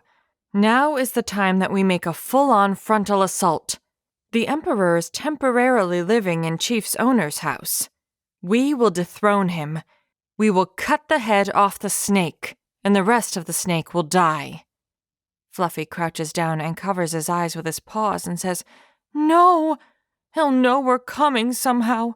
He'll trap me again, and then—" "Attacking isn't really my thing," Tweedledee says with disinterest. "Didn't you try that before?" Max says. "And the Emperor sent you running?" "There are 4 of us," I say with a booming voice. "Who can climb and leap with the agility of a cougar? Who could bite the head off a rat? And who can scratch like a whole package of razor blades?" "You don't mean us, do you?" Max asks. "Of course I mean us," I say. "We were put on this planet with a destiny, a purpose. We are to keep people in their proper functions and roles, but an overgrown blabbermouth bird has temporarily threatened the balance of power. Everything was peaceful. I fear we were distracted by these jolly holidays." "Don't underestimate the Emperor," Fluffy says. "I've stood against him, and now all 4 of us will not only stand, but we will strike out and defeat them." "I'm not much of a fighter," Tweedledee says. "Max was not much of a fighter either," I say, "but he has become an elite warrior." This is true. On our previous adventure to Uncle Bill's farm, Max was forced through a brutal military boot camp, and he did become an elite warrior. He keeps that secret from everybody else now. "Stick with me," Max says to Tweedledee. "We will do okay as a team. I promise." "And now," I say as I look to Fluffy, "is the time for you, Fluffy, to gain justice. Now is the time to right the wrongs that the Emperor has perpetrated by imprisoning you unjustly and then using you against your very own brother. We will defeat him and set the captives free. The oppressed will see daylight again as the prison doors swing open. We do this now. Save your brother now." "Okay," Fluffy says. "For my brother. His name is Carl, by the way." "You all in?" I say as more of a command than a question. They all nod. We attack at night. When Chief's owner goes in and out of his house, I'll wedge the door open slightly so that we can enter later, survey the house, and then close in on the Emperor's room. We will end his reign of terror. I adjourn the council meeting, and the other cats leave to get rested and to prepare for tonight's assault on the Emperor. Hours later, I sneak in behind Chief's owner as he enters his house from the garage. I stick some old bubble gum from my children people in the lock so that it doesn't latch completely. We will be able to sneak in tonight with ease as the Emperor sleeps. I don't even tell Chief what we are going to do. I can't risk any of the Emperor's agents overhearing the plan. When we all meet late at night, 100 hour, to prepare for the assault, I barely recognize the 3 cats. "We have camouflage," Max announces. All 3 of them have what appears to be dirt and ash rubbed all over. "We took charcoal from Tweedledee's People's Grill We aren't all Grey Tabbies like you, Max explains. This dark coal will make us invisible to the Emperor in the dark house. Excellent, I say, to commend Max. The four of us, under the cover of dark, slink our way towards Chief and the Emperor's house. We are an elite unit of spies, and Max leads the assault that will end the Emperor and restore freedom. The door into the house from the garage is still stuck slightly open, just as I left it. Tweedledee and I will check the bedrooms and bathrooms to make sure they are clear before we attack the Emperor in his room. Max and Fluffy will clear the kitchen and the living rooms. We have a special code. If we encounter each other, one of us says hair and the other responds ball. That indicates we are both on the same side. If one of us says hair, but the response isn't ball, then we know it's an enemy. If things go horribly wrong, I will yell, litter box, and we will all get out of there as fast as we can. If assistance is required, we will yell, help. I am certain the Emperor is kept in a room at the far end of the house. We first have to make sure he's not somewhere else in the house. Everybody understand which rooms you need to clear before we attack Emperor? I ask one last time, before we spread out to search the house. Won't the people know that cats killed their precious bird? Tweedledee asks, assuming, of course, that we succeed on this mission. I have something planned for later, I say. Tweedledee's question has me a little unsettled, though. The best way to overcome my nerves is to get on with the mission. I head straight down the main hallway of the house, past the living room and kitchen. Max and Fluffy will clear those rooms. As I walk by the kitchen, I'm disgusted by how dirty the house is. I can feel a fine dust, like a powder on the floor, as I walk down the hallway. When was the last time this house was cleaned? Tweedledee and I approach the first bedroom. Tweedledee waits outside to cover me as I lunge into the bedroom, and I discover that it is a relatively small bedroom with very little in it. I'm able to search it quickly, and it's clearly empty. I'm about to meet Tweedledee in the hallway when she calls out in a raised voice, "Help!" I dash back to her, and she says, "Something is stuck to my paw. Grr!" I've seen these before. They are used as mouse traps. It's a small plastic tray with a sticky substance on it. Mice get stuck to it when they walk across it. I pull it off without getting stuck myself. Odd place to put a mouse trap. It's okay, I say. Now be quiet. We have another room to search. We go down the hall several more paces, and I make Tweedledee wait in the hallway while I search this room. It's empty like the first room. A loud crash from where we entered the house shatters the silence. Max and Fluffy call out, "Help! Help!" I rush down the hallway, backtracking all the way to the living room. The Christmas tree is now lit up, and it blinds me momentarily. The Christmas tree lies on its side, with Max and Fluffy entangled in its branches and ornaments. Fluffy struggles to free himself from a string of Christmas lights, crunching glass ornaments in the process. Max attempts to wrangle Fluffy free from the Christmas light trap, and I hurry to unplug the string of lights. "What in the name of the feline gods?" I ask with a sharp whisper, to scold Max and Fluffy. "It was booby-trapped," Max explains. "Let's get out of here," Fluffy says. "I knew this was a mistake." "No," I say adamantly. "We've lost the element of surprise, but don't forget that there are still 4 of us. The booby trap was just to scare us away. What could the Emperor have that could really defeat 4 cats in this house?" Nobody has a good answer to that question, and so I start walking towards the far end of the house, where the Emperor must be. All 3 cats follow me. Once we're all gathered around the door to the Emperor's room, I remind them of the plan. Max will push the door open with all of his strength, and then I will rush in to go for the immediate attack. Fluffy and Tweedledee will go to the sides and attack as quickly as they can. Max will cover the escape through the door. The key is that one of us sinks our fangs into that nasty flying beast as soon as possible, and then don't let go until it's over. "Okay," Max and Tweedledee say in unison. Fluffy nods tentatively. I hold up my paw to indicate the countdown for Max to burst the door open. 3, 2, 1. Max shoves the door open, and I rush in with my fur puffed up and my claws extended. I zoom towards the Emperor's birdcage on its stand, and I can sense Tweedledee and Fluffy flanking me. I send the birdcage tumbling to the ground with a metallic clatter, but the Emperor isn't there. We race around, frenzied to sink our claws into the Emperor. After only a few seconds, it's clear that the Emperor is not in this room. The room is empty. There's a second or two of silence, and then all 3 of the other cats look at me. "Litter box," I say. The others return a confused look. "Get out of here," I clarify. The 3 of them rush out of the room, down the hallway and towards the garage. I follow behind them. Seconds later, we all arrive under the lilac bush in my yard. Our hearts pound from exertion. "What happened?" Tweedledee asks, once her breathing calms down slightly.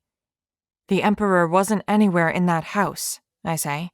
"I feared it might be some kind of trap, and so we had to abort." "It was a trap," Fluffy says. "He knew we were coming. He was going to trap us in there, and then who knows what?"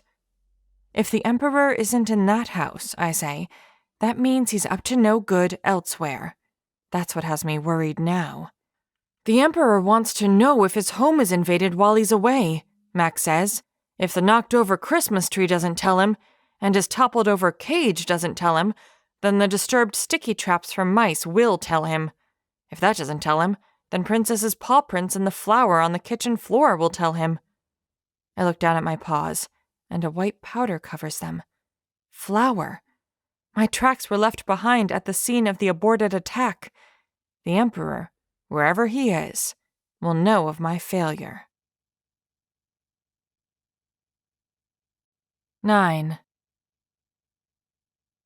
It's much easier the next day to coax the other 3 cats to come with me to meet Jacques. It's not like we're attacking his lair, I had explained, especially to Fluffy. He's on our side against the Emperor. I hope. We're on our way to meet Jacques at the landfill. This is necessary if we are going to defeat those German shepherds and ultimately the Emperor. Grandma previously gave a package to the mole, Carl. I need to retrieve that package. I only have 4 days to be ready for my meeting with the Emperor at the old gas station. This package is the key to defeating the Emperor at that meeting.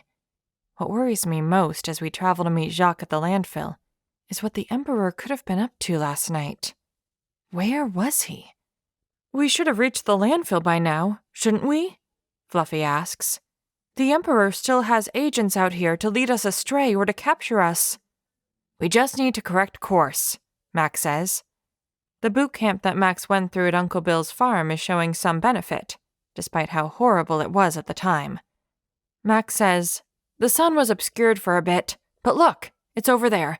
So we need to go this direction slightly, and we'll get to the landfill, no problem."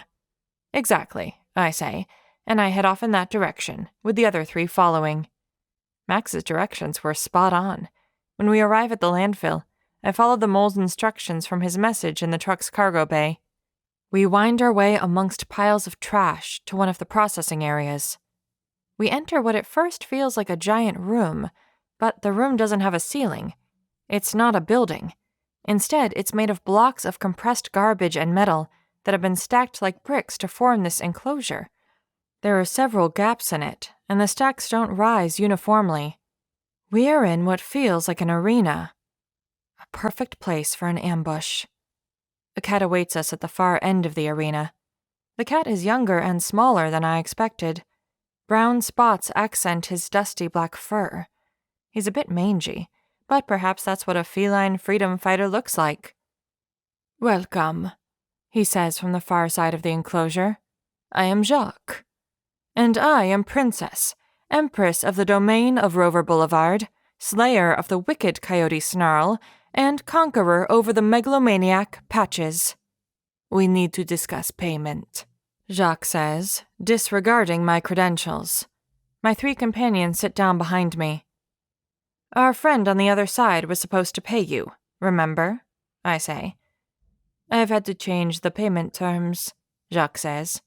I have your package, but for you to take it, I will need an extra 50% of the catnip payment from you. Do you not keep your word? Or do you fight for freedom without the truth? We are freedom fighters, indeed, and this operation costs much more than expected. We fight for freedom, but not for free. Don't you cross me, I say as I squint at Jacques to warn him. I know that the four of us can handle this one young cat without any problem. We agreed on a price. That's your problem if you can't control your business expenses. If that's what freedom is to you, a business. You didn't tell me all of the risks of working for you. Freedom is costly. I emit a low growl, letting Jacques know that I am seriously considering taking the package from him by force. Please, Jacques, Fluffy pipes up timidly. I'm about to cut him off, but the usually timid Fluffy has caught me off guard.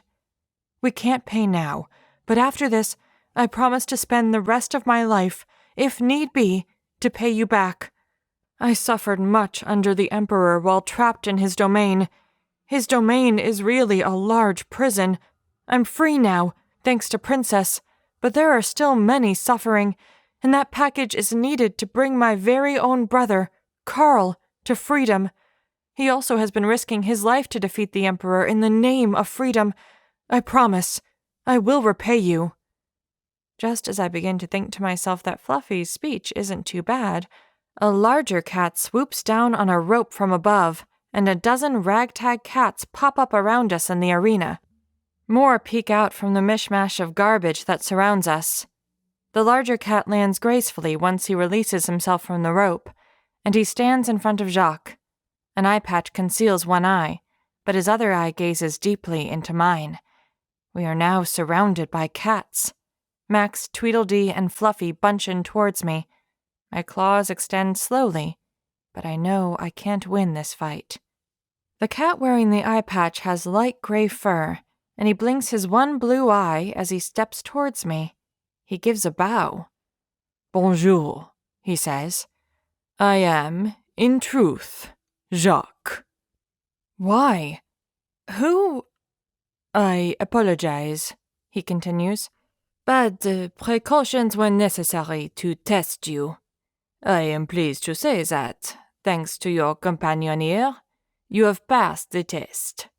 You may take your package without further payment. I don't understand, I say. We did the job for this package for money, Jacques says. I needed to know if you can be trusted, or if you were just another tyrant like the Emperor. Jacques shifts his eyes to Fluffy. Thankfully for you, Fluffy Ear revealed your genuine struggle against the Emperor. Get the package, you three, I say to my companions. Head straight to Grand Canyon Drive. We need to put our package to work. I'll catch up. Once the other three are out of earshot, I say to Jacques, I need help with one more thing. You will need to pull it off without any interference from animal control. After my discussion with Jacques about the next task I have for him, I catch up with the others. We enter my domain and continue to Grand Canyon Drive. Once there, we hide under a bush. As expected, one of the German shepherds patrols the border. I open the package in front of the other three, and it contains the mini tape recorder I delivered to the mole through Grandma. It also contains 4 cassette tapes. How do we know these will work? Fluffy asks. We need a German shepherd chasing after one of us, I say. Otherwise, the German shepherd might be smart enough to pretend that he's obeying the tape. The German shepherd will chase Fluffy, Tweedledee says. Those German shepherds know Fluffy. They've already caught him once, and they must be furious he got away. No, Fluffy says with his eyes wide open. I would get caught immediately, Tweedledee says. I'm not fast enough. I will do it, I say, to end the argument. Max is the only one who knows how to operate the tape player. That leaves me as the bait. What if it doesn't work? Fluffy asks. What will you do to get away from the German shepherd? It will work, I say. I have no idea what I would do to get away from the German Shepherd if it doesn't. Minutes later, we are all in position.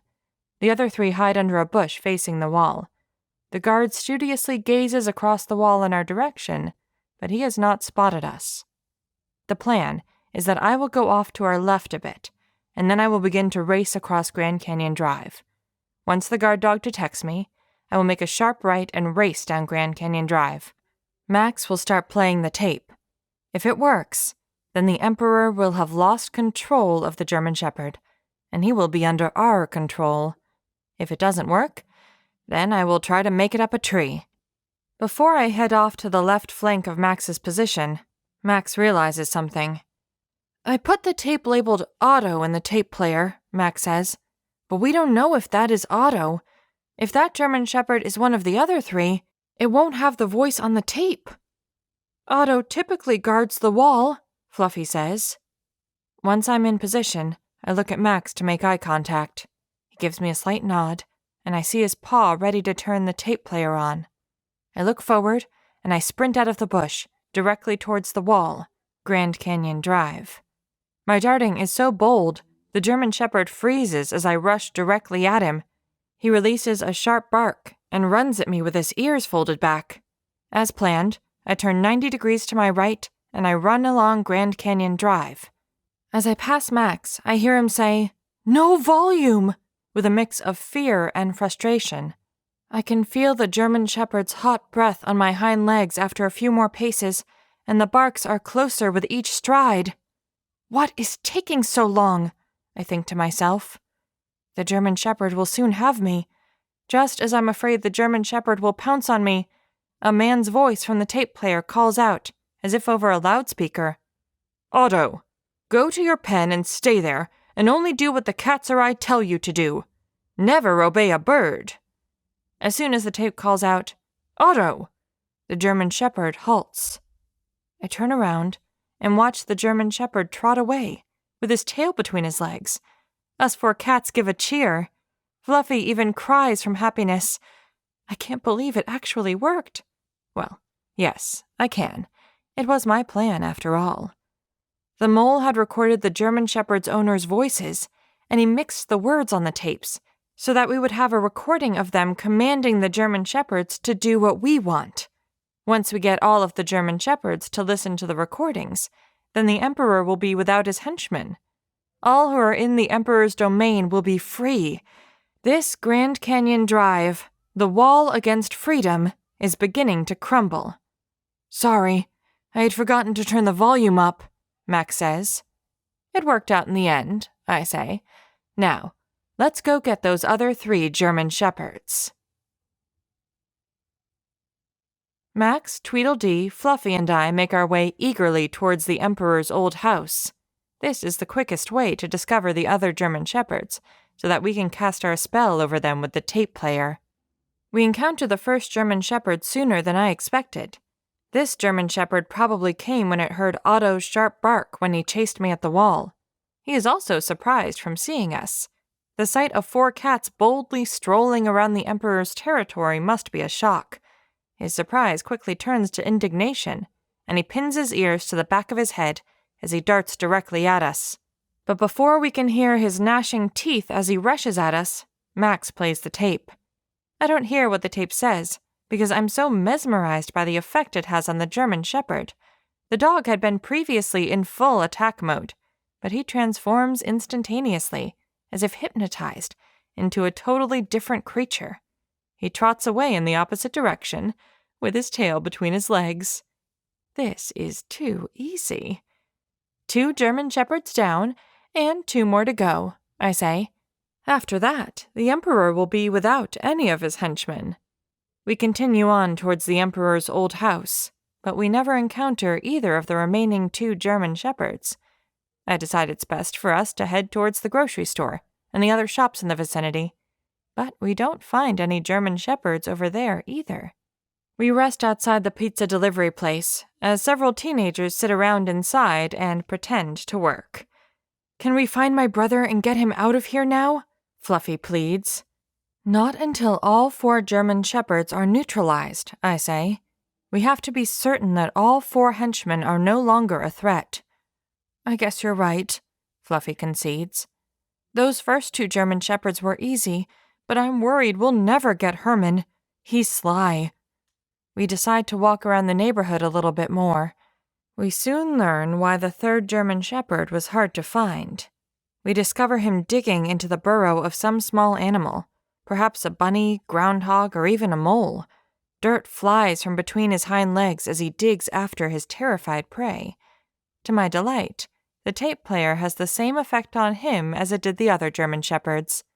A delighted mole sticks his head out of the ground and blows kisses at us. "Thank you, my liberators," he calls out before diving underground. "Let's go find that one last German Shepherd," I say to the others as we continue on. "What was his name?" "His name is Herman," Fluffy says, "and I've got a bad feeling about him." Before any of us can agree or disagree with Fluffy's sentiments, we hear police sirens screeching around town. "You never hear police sirens in this town," I say. "At least not since they had to go help those baby ducklings cross the road," Max says.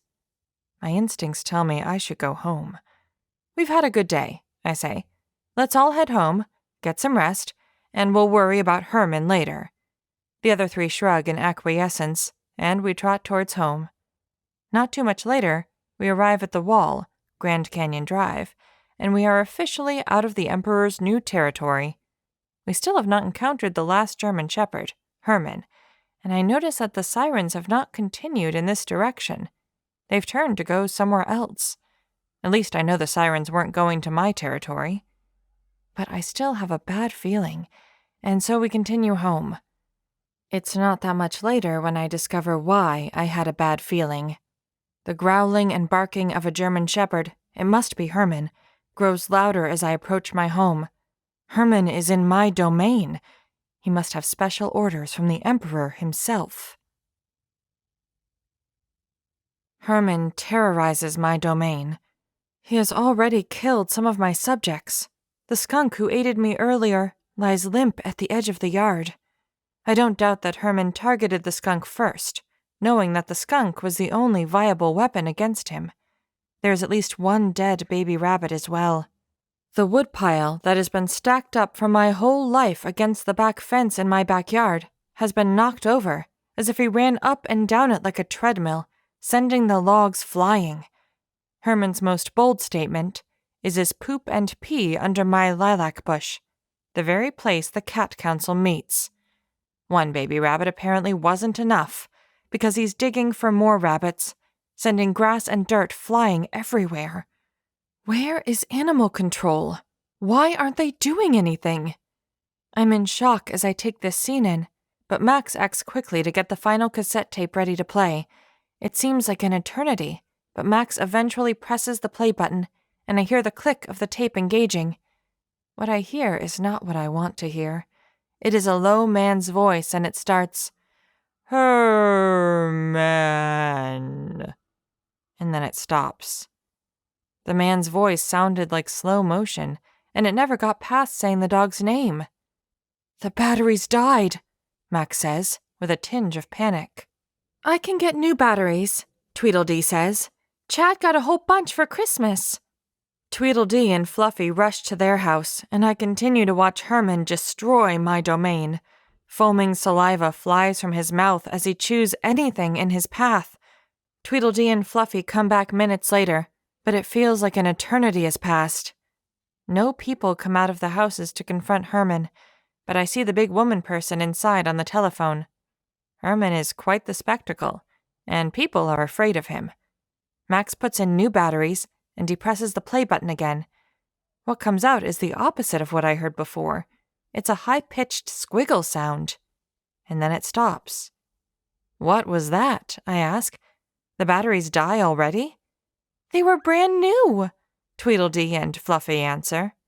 Max opens the tape player, and inside we see a giant knot of brown tape that has come out of the cassette. "It ate the tape," Max says. "Can you fix it?" "It would take hours, even if I had opposable thumbs, and even then it might not work," Max says. "We don't have time for that," I say. We need to attack Herman and stop this. He hasn't seen us, so we have the advantage of surprise." "Are you crazy?" Fluffy says. "That's Herman, not just some dog." "I have defeated the worst of the coyotes," I say, "and there are 4 of us, and I say we can take out Herman." In reality, I'm not so certain. I'm relieved to look at Max and see him nodding in agreement. "I will get Herman to chase me under that chain link fence," I say. "The rest of you need to attack him while he's going under the fence. This is the trick I used to defeat that horrible coyote, Captain One-Eyed Jack. It is the best chance we have against Herman." I race towards Herman to swipe at his tail, but he detects me. He turns and locks his dark eyes on me. I veer to the side and race towards the chain link fence. Herman follows, and I pass under the fence. Herman doesn't follow. Instead, he leaps over the chain link fence and bowls over the other 3 cats. With 2 quick swipes of his paws, he sends Tweedledee and then Fluffy flying. They thwack against the fence and fall to the ground, unconscious.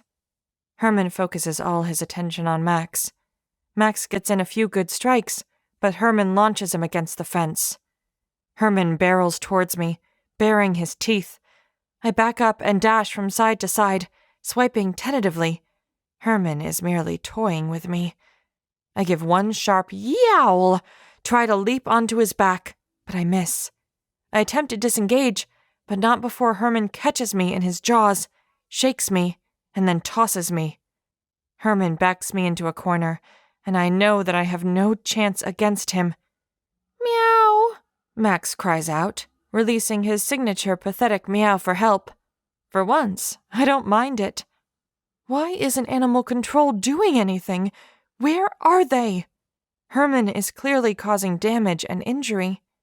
I have no choice but to fight Herman. I must engage in a fight that I know I have no chance of winning. Herman comes in for the kill.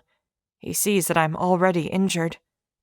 I resolve to fight with dignity against this beast, but then I hear a deep and bold voice that is unlike any voice I've heard. "Halt!" I look over, and I see that Chief has let himself out of his pen. He has never yelled with such authority. "Pick on somebody your own size," Chief demands. Herman is caught off guard for a second, confused by the sight of this overweight and elderly dog challenging him. Chief rushes upon a startled Herman, attempting to smother him with his girth and clamp down with his giant jaws. Chief squashes Herman with his weight and sinks his teeth in, but his teeth and jaws are old. Herman breaks away and does the same to Chief. I admire Chief for putting up a noble fight, but it's clear that Herman, the younger and stronger fighter, will emerge victorious. I try to join the fight to help Chief, but my broken body won't allow it. Then I see something. Herman convulses, his body slightly contracting, but then he continues fighting. What are these convulsions? After a few more slight convulsions, Herman lets out a squeal, releases Chief, and looks about frantically. One of his eyes is bloodied. Chief tries to attack again as Herman pulls away, but he's too weak to clamp on with his jaws. Herman lets out a few more shrieks of pain, and his one good eye looks past me, and it's full of fear. What is happening to Herman?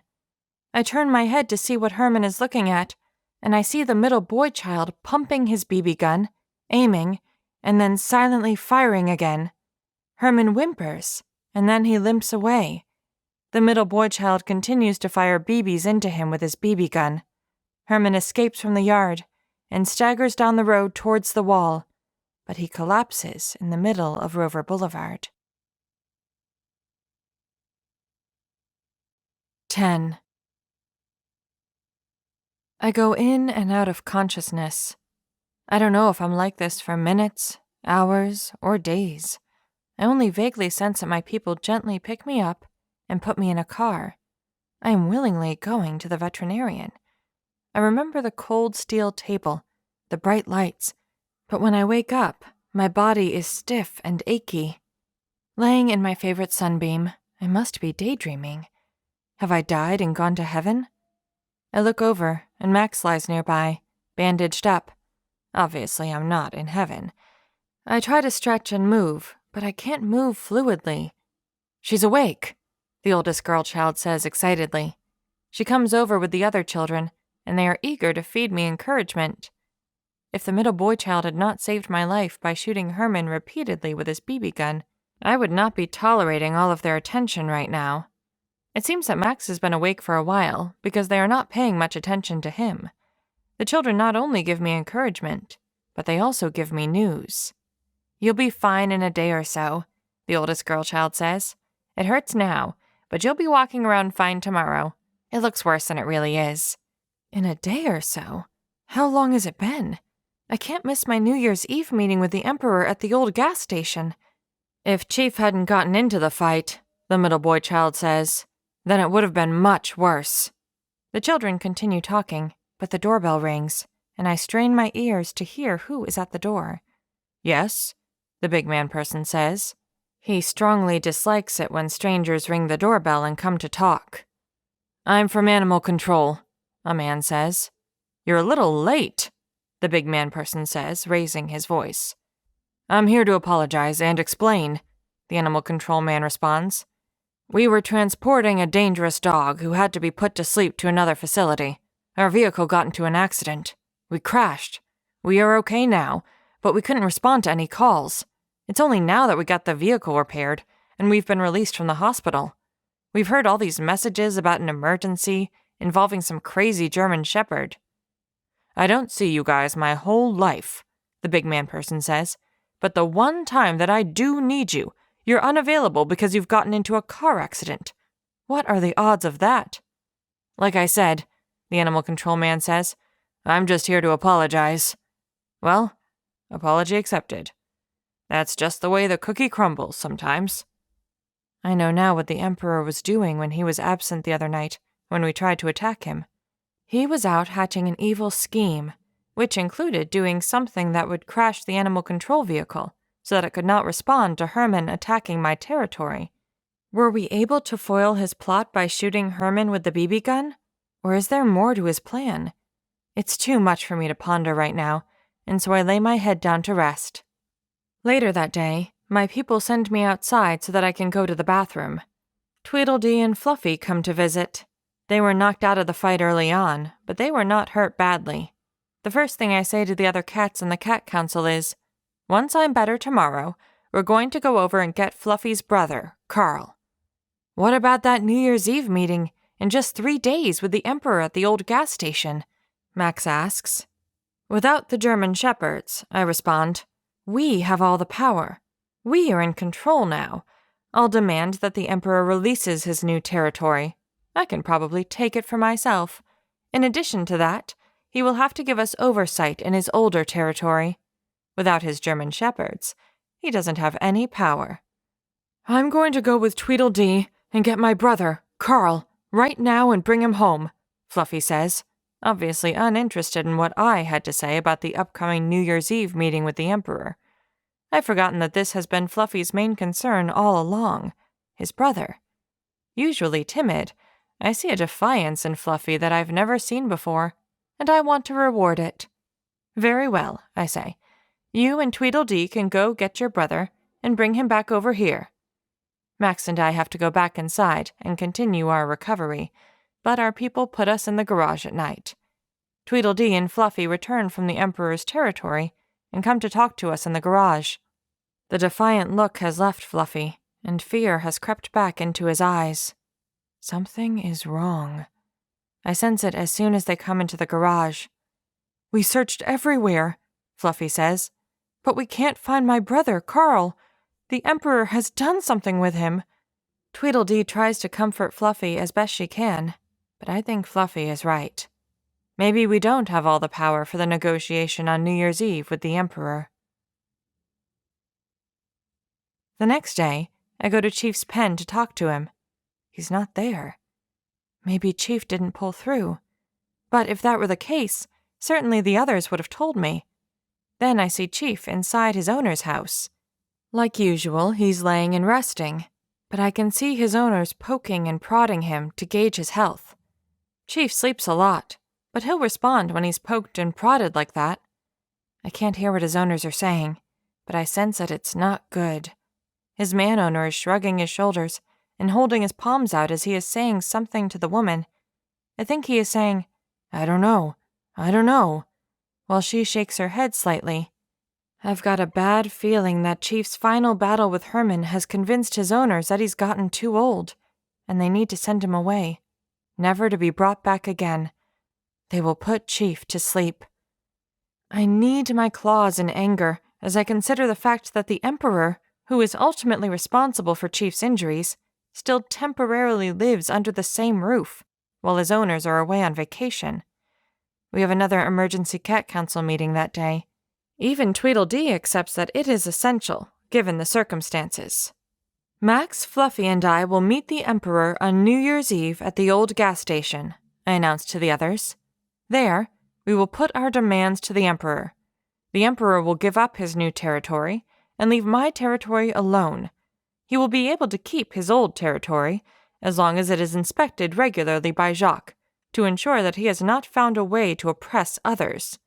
Once the Emperor is stripped of his power, we should be able to find Carl. But what if the old gas station is a trap? Fluffy asks. I've been there, I assure him. It's empty. Condemned by the EPA, the Environmental Protection Agency. Without German shepherds, the Emperor has no force to back up his demands. Besides, I have another plan of action to make sure the Emperor moves out of my territory for good. Tweedledee has a mission with Jacques that is just as vital as our mission at the old gas station. It's better that the rest of you don't know all the details. I'll go with Fluffy early, Max offers, to make sure the gas station is unchanged. We need to see if it is still empty, and if the Emperor has put in any traps. You need to stay here and heal up until New Year's Eve. I can't disagree with that, but my fur bristles at the idea of showing weakness. It's not so much that I need rest, I say, but I do have other important plans to work on.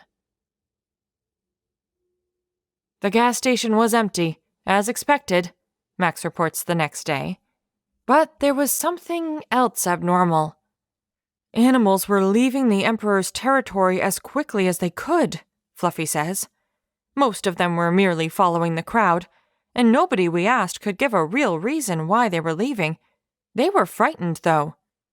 There was something dangerous, Max adds. A few of the fleeing animals mentioned something, Fluffy says. What exactly? I ask. Max and Fluffy look at each other, afraid to admit something. It seems funny now that I'm about to say it out loud, Max says. But we heard about some kind of monster. But you didn't encounter anything that was a monster, did you? I say. Max and Fluffy look at each other, and they don't have to answer. No. The Emperor is a master at such things, like all tyrants, I say. Through fear, he makes everybody believe he is in control, even when he really is not, and especially when you can't see how he exerts his control. The reality is that, without his German shepherds, he's lost his power, and so he has to use tricks and manipulation, like a monster. The most powerful fear can come when its source is ambiguous. But my brother is still missing, Fluffy adds. Tweedledee interrupts us, having returned from her mission. Jacques says everything is in place, Tweedledee reports.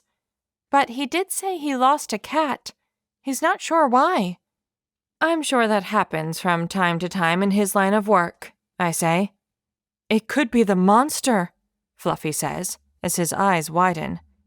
They recovered the body, Tweedledee says. He wasn't eaten by a coyote or hit by a car. He was killed for sport. This last bit gives me a chill. With Max and Fluffy's report, I was convinced that the Emperor was desperate and using tricks to control others through fear. But this death can hardly be a coincidence. The Emperor must have a secret, and I'm afraid it will show itself at the old gas station on New Year's Eve. 11. December 31st, New Year's Eve day finally arrives. The Emperor's owners are still on vacation, and so the Emperor continues to live at Chief's house. As best as I can tell, The Emperor is only in the house when Chief's owner goes to check on him at lunchtime. He has been sneaking in and out of the house somehow, but I can't figure out how. I only see him fly away and return. He is a cunning bird. It makes no difference to me, though. I'm looking forward to his surrender tonight at the old gas station. I'm about to go make final preparations for tonight, but then a car pulls into our new neighbor's driveway. 3 older boys get out. Clad in winter coats, they smile and laugh. They give each other high fives as they wheel coolers to their parents' new house. These must be the neighbor's college-age kids. But why would they come back while their parents are away? Later that afternoon, loud music rumbles within their house as colored lights spin around outside. Those college kids are going to have a New Year's Eve party at their house tonight while their parents are gone. Interesting. That may help my plan. Time drags through the day, but eventually the 4 of us cats march towards the old gas station. I smile proudly as we cross Grand Canyon Drive, which, until recently, had been an impenetrable wall guarded by German shepherds. Once across, I send Tweedledee away on her own mission. We'll be back home tonight before you know it, I say. I hope so, Tweedledee says. This is all too much for me. I'm not meant to be going on missions. What do I do if you don't come back? You will need to grow up fast. You will be the only cat, and you will be in charge. I add, we will be back. Focus on your mission. Tweedledee departs on her own, but after a few seconds, she pauses and turns back towards us. I don't feel safe somehow. Go, I say to urge her on. I press on with Max, but Fluffy hesitates to follow until Tweedledee is out of sight. On the way to the gas station, we pass several houses whose occupants have the same idea as our new neighbor's college-age kids. Loud music and flashing lights emanate from parties inside. When we pass the pizza delivery business, several cars zoom away and return to deliver pizzas. It will not close down, even for this holiday. When we arrive at the old gas station, however, it's silent. Just as Max and Fluffy reported, it appears unchanged from when I saw it previously. The yellow tape with the writing, "Condemned by EPA," still warns people away. I'm finally going to topple the regime of that Emperor Parrot. I will do all the talking, I remind Max and Fluffy. You two only help me if we need to use force. There is no way a silly parrot can handle 3 cats. We walk past the yellow EPA warning tape and enter the old gas station through the broken front door. According to plan, Max and Fluffy spread out on either side of me. The gas station is well lit by the moonlight that streams in through the large gaps in the roof and ceiling. I see more sky than ceiling. Before I spot the Emperor, he calls out to me, "You have come to comply with my conditions?" "I have come so that you may comply with my conditions," I counter. The Emperor releases a loud, cackling laugh that I remember from a movie my people had seen about a girl who goes to a land called Oz.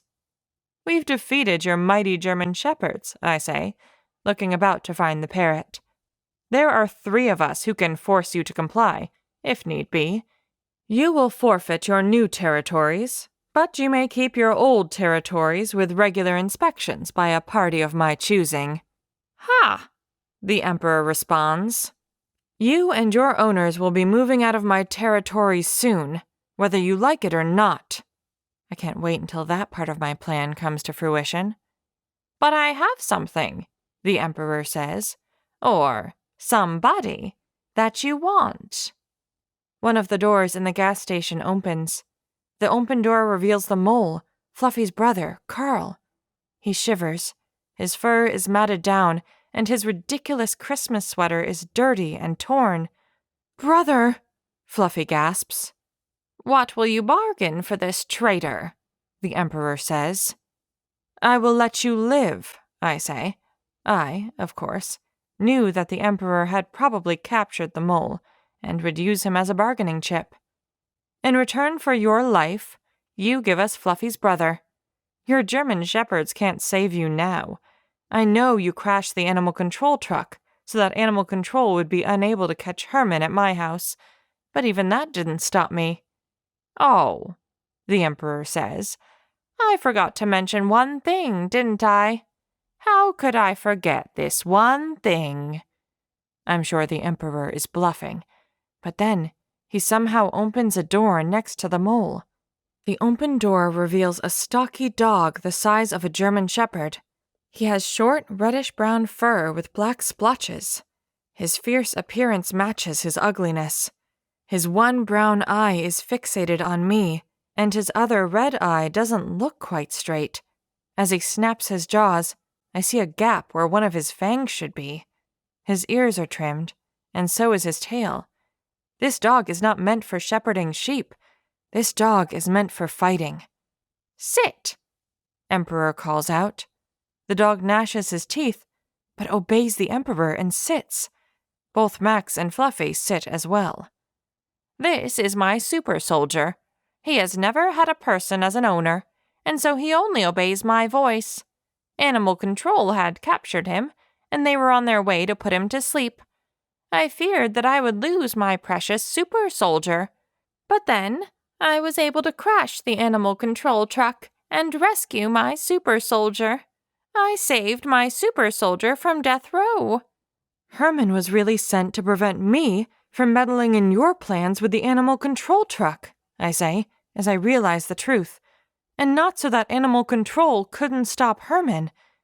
I also realize that this super soldier must be the dog animal control captured on Thanksgiving night, the night Mozart went missing. It seems so long ago now. Max also sensed this beast when he was in animal control.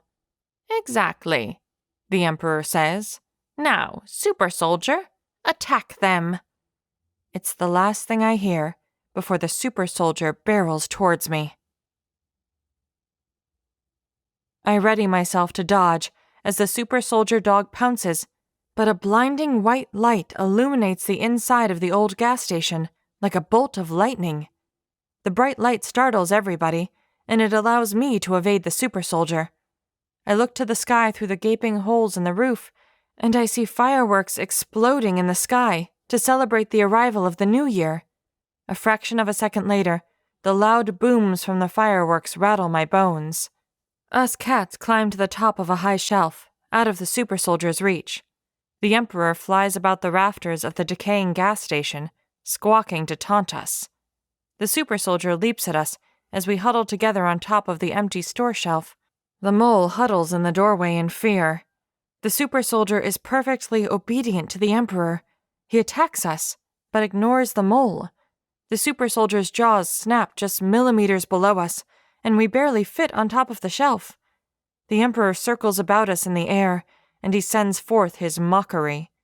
"You can't hide forever," he calls out. "You will soon fall into the jaws of my super soldier." Thud. The shelving unit rattles, and I look down. The super soldier has taken a running start and rammed the shelf with his head. If he can't leap up to reach us at the top of the shelf, then he is committed to knocking this metal shelf over. Thud. Thud. The shelf system is holding, but I know it won't last long. It rocks more with each thud from the battering ram that is the super soldier's head. Max, Fluffy, and I slip around on the metallic top, barely able to stay on. The Emperor continues to fly about, hurling insults, and I can see his silhouette against the New Year's Eve fireworks, but then his silhouette takes a sudden change of direction. My eyes dart about to find where the Emperor went. He lies on one of the horizontal ceiling beams, recovering from an attack. He sees something, and he flies directly towards Moonbeam. Moonbeam is a predator, and much faster than the Emperor, but the Emperor has a larger and stronger beak, and talons to match. Moonbeam silently darts around the interior of the gas station with amazing agility. The Emperor thrashes about, sending his feathers flying. It is a battle between the larger and slower Emperor and the smaller and faster Moonbeam. The super soldier continues smashing into our shelf. It teeters, perilously close to falling over. Moonbeam is going to have to defeat the Emperor soon if we are to escape from his super soldier. 2 other owls join the fight. They must be Moonbeam's family members, whom he brought to my territory. The 3 owls swirl and swoop around the Emperor, confusing him.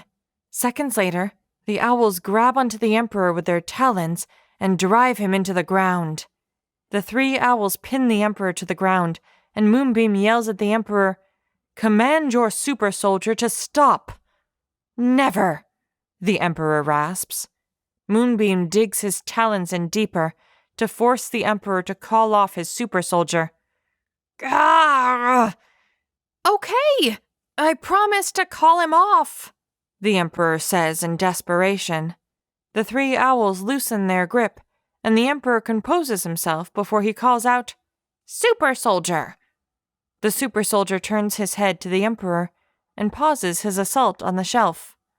"Super soldier, you must—" But before the Emperor can give the command, Carl, the mole, comes seemingly out of nowhere and pounces on top of the Emperor parrot, pushing the owls aside. Carl snaps his jaws to permanently silence the Emperor. "Brother, no!" Fluffy yells. Fluffy tumbles off the shelf from astonishment. The super soldier snatches Fluffy out of the air, shakes him, and then hurls his body against the wall. Fluffy lies still on the ground. The owls fly up into the rafters as the super soldier rushes to his injured master. Carl rushes towards the exit. The super soldier whimpers questioningly to discover if his master is alive. "I am the true Emperor," Carl announces triumphantly in front of the exit. "And that parrot was my servant until he became too powerful for his own good." The super soldier releases a mournful howl announcing the parrot's death, and I say to the others, "Let's get out of here. Moonbeam, fly Fluffy home." The super soldier growls and advances towards Carl, the one responsible for his master's death. Before he gets too close, Carl pulls a tiny spray can out from under his sweater and sprays it at the super soldier. A noxious cloud, it must be some kind of pepper spray, temporarily blinds the super soldier and makes him yelp in pain. I knew it. His goofy cat sweater had a purpose beyond poor fashion sense. Carl rushes out to escape. I consider pursuing him, but I must get away from the super soldier. Max and I leap to the ground as Moonbeam swoops down to grab Fluffy. We rush out of the old gas station towards my house. We don't pause to look back, even when we hear the super soldier's howls turn to distant barks. We don't stop until we arrive at home. Red and blue lights from a police car illuminate our new neighbor's front yard. The fireworks have stopped, and the lights inside the new neighbor's house are on, but they're not spinning. The music is off. Chad's parents next door frantically care for Fluffy, who has, mysteriously to them, shown up injured on their doorstep. I'm torn between watching the police break up the New Year's Eve party and talking with the cats about what happened. Max starts to say something, but I shush him when I see the policemen inspecting the driveway and the ground near the garage with their flashlights. One police officer passes around the whole house, carefully inspecting the ground illuminated by his flashlight. When he's done, he speaks with one of the other officers. In turn, he speaks urgently into his radio. This part of my plan is going perfectly. "What in the world happened back there?" Max asks. "That loudmouth parrot never was the Emperor," I say. "The mole, Carl, Fluffy's brother, was the real Emperor all along." I myself have a hard time believing it, as we continue to watch the policemen spoil the New Year's Eve party. "So that's why the mole ended the parrot's life, before he could call off his super soldier," Max says. "The parrot was the only one who could command the super soldier, and the mole, or the true Emperor, I guess, didn't want the super soldier to stop attacking us. And his own brother, Fluffy, lost his life because of it." "Do you think Fluffy was really on the Emperor's side too?" Max asks. Or did Carl have his own brother fooled? My instincts tell me that Fluffy really was on our side, but we may never know, I say. Those owls showed up at just the right time, Max says. Lucky us. I give Max a look as if to say, come on, that was not luck. What? How? Don't tell me, Max says. I've got friends in high places, I guess, I say. Max shakes his head and doesn't bother to ask more. He's learned that when I'm cryptic, I'm not going to reveal my secrets. I watch with amusement as the police kick partygoers out of the new neighbor's house. Did you have any idea about Carl the Mole being the real emperor? Max says. I had no idea. The only thing I can think of, I say, is that Herman pooped under the lilac bush, exactly where the cat council meets. It could have been a coincidence, but Carl the Mole was the only outsider who knew where the cat council meets. I never thought of that, Max says. But why would Carl the Mole go through all that trouble of using a parrot and pretending to be a spy? He bet I would find a way to defeat the parrot and the super soldier, I say. Then, having infiltrated my domain, he could have also infiltrated Jacques' group of freedom fighters. At just the right time, he would betray us both and take over in one fell swoop. The parrot had grown too powerful, and he feared the parrot would use the super soldier against him. When the super soldier was on the verge of eating us, Carl had no choice but to end the parrot. Extremely cunning, if you think about it. I'm flattered he thought I could defeat the parrot and his super soldier. Yeah, but, Max started, you weren't able to defeat the parrot and his super soldier.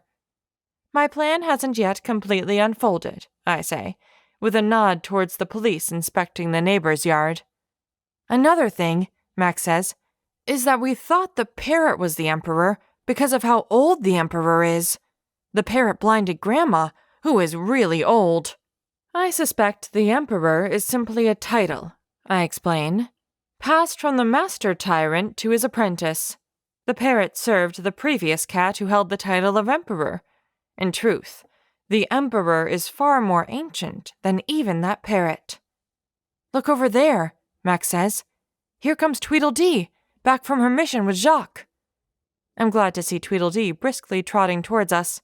Before she says anything, I know by her gait that her mission was a success. Jacques had already completed Part 1 of the plan, Tweedledee reports, and Part 2 will be on January 2nd, the day after tomorrow. The garbage trucks don't run until then. Perfect, I say. I just hope that Chief makes it until then. Say, Tweedledee asks, where's Fluffy? What I have to say next to Tweedledee is one of the most challenging things of being a leader of a domain.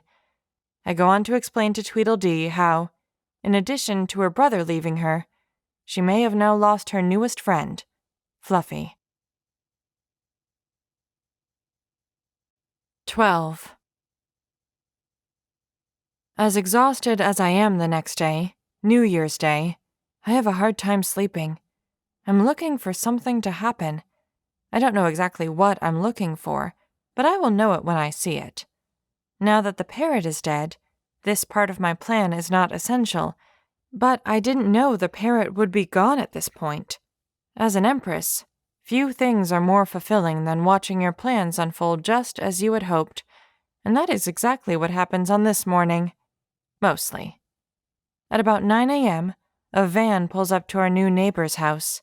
On the side of the van are 3 large letters, EPA, the Environmental Protection Agency, just the people I was hoping for. A few men get out of the van, examine the driveway and ground encircling the new neighbor's house, and then they put on some goofy-looking white plastic suits.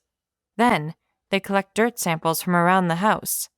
I wish I could tell them that what they found is car battery acid and antifreeze, recently dumped by Jacques, but they must discover that for themselves. It is quite the environmental hazard to have such toxic chemicals dumped onto the ground. The EPA should condemn this house, just as they condemned the old gas station. But that is not the whole of my plan. The most crucial part of my plan unfolds when the men are about to get in their van to leave. "Whoo!" rings out from the top of the evergreen tree in the new neighbor's backyard. The EPA men take no notice. Moonbeam calls out again. "Whoo!" "Is that an owl I hear? And during the day?" one of the EPA men says. They all look up into the tree. Since the evergreen is the solitary tree in the new neighbor's backyard, they soon spot Moonbeam sitting on his branch. "Is that what I think it is?" one man asks another. Bingo, I think to myself. The Environmental Protection Agency has just discovered an endangered species living in a yard with illegally dumped toxic waste. Perfect. "All we can do is wait," Max says, as he looks around for bugs to play with outside. He can't find any this time of year. "Let's see how Chief is doing," I say, as I head towards Chief's pen. Max follows, and we hop up onto the fence. Chief is still lying inside his owner's house, unresponsive. I just hope this tells Chief's owner that Chief has friends, and he shouldn't put Chief to sleep. "Yeah," Max says. Snow isn't falling, but I can see my breath on this cold New Year's Day, even in the afternoon. Everything is silent, until I hear muffled crying. It's more like sniffling. Max and I walk along the fence to see what it is. We discover Chad, huddled up in his backyard, and he's crying. It's no doubt because Tweedledum left, and now Fluffy is gone. Chad must be crying because his parents were unable to save Fluffy's life. For the first time in my life, I feel sorry for somebody other than my own people. I look up, and I see Tweedledee coming towards us on the fence. The three of us sit and listen to Chad cry. "Go comfort Chad," I tell Tweedledee. "Rub against him and purr." "You, of all cats," Tweedledee says, "are giving me this advice?" "People can be incredibly emotional," I explain, "especially about pets, and sometimes they just need a little extra help." Tweedledee shrugs, hops down from the fence, and goes to rub against Chad and purr. Max and I head back to Chief's pen to keep watch. We are rewarded not too much later when Chief's owner opens his back door, leaves it open, and then disappears for a few seconds. Shortly after, he's red-faced and struggling to carry Chief out the door to his pen. I sit up perfectly straight, and my ears twitch around to take in every possible detail. Chief's owner huffs and puffs, and he eventually places Chief, quite a large dog, in his pen. Chief's owner says, "I guess you should spend your last day in your favorite spot with your friends." After a few more deep breaths, the owner drags Chief to the entrance of his doghouse. Chief is dead weight. His owner said that this is Chief's last day. I only have until tomorrow. The vet must not be open today, but tomorrow the vet will be open, and the vet will put Chief to sleep. Chief's owner goes inside, with his head hanging low. "I guess you haven't heard, have you, Chief?" I say to Chief. Chief gives no sign of hearing my voice. Max and I tell the whole story about how that cunning cat who was the mole, Carl, was the real emperor, but he ended up losing his brother, Fluffy, for it. At one point, I pause my story and I lean in excitedly because Chief has lifted his eyebrows slightly, but then I decide I can't know if it's because of something I said or if it's just a nervous twitch. At the end of the story, I say, "So here we are now, and we just want to see you walk and talk. Be your usual old Chief self. We don't want to lose you, and you only have until tomorrow to get better." "I think we need to say thank you to Chief," Max says. I feel like I just thanked Chief for making a mess in Chad's yard. But for once, Max has said something wise. It is something Chief himself would say. "Thanks, Chief," I say. "Thanks for giving me advice, and being a trusted and loyal advisor, even when I'm brash and arrogant." I look over to Max, and he's clearly expecting me to say more. "And thanks for facing Herman," I say. It wasn't in vain. It wasn't in vain." I stop, because I'm not sure I can continue talking to Chief without crying, and I don't want to cry in front of Max.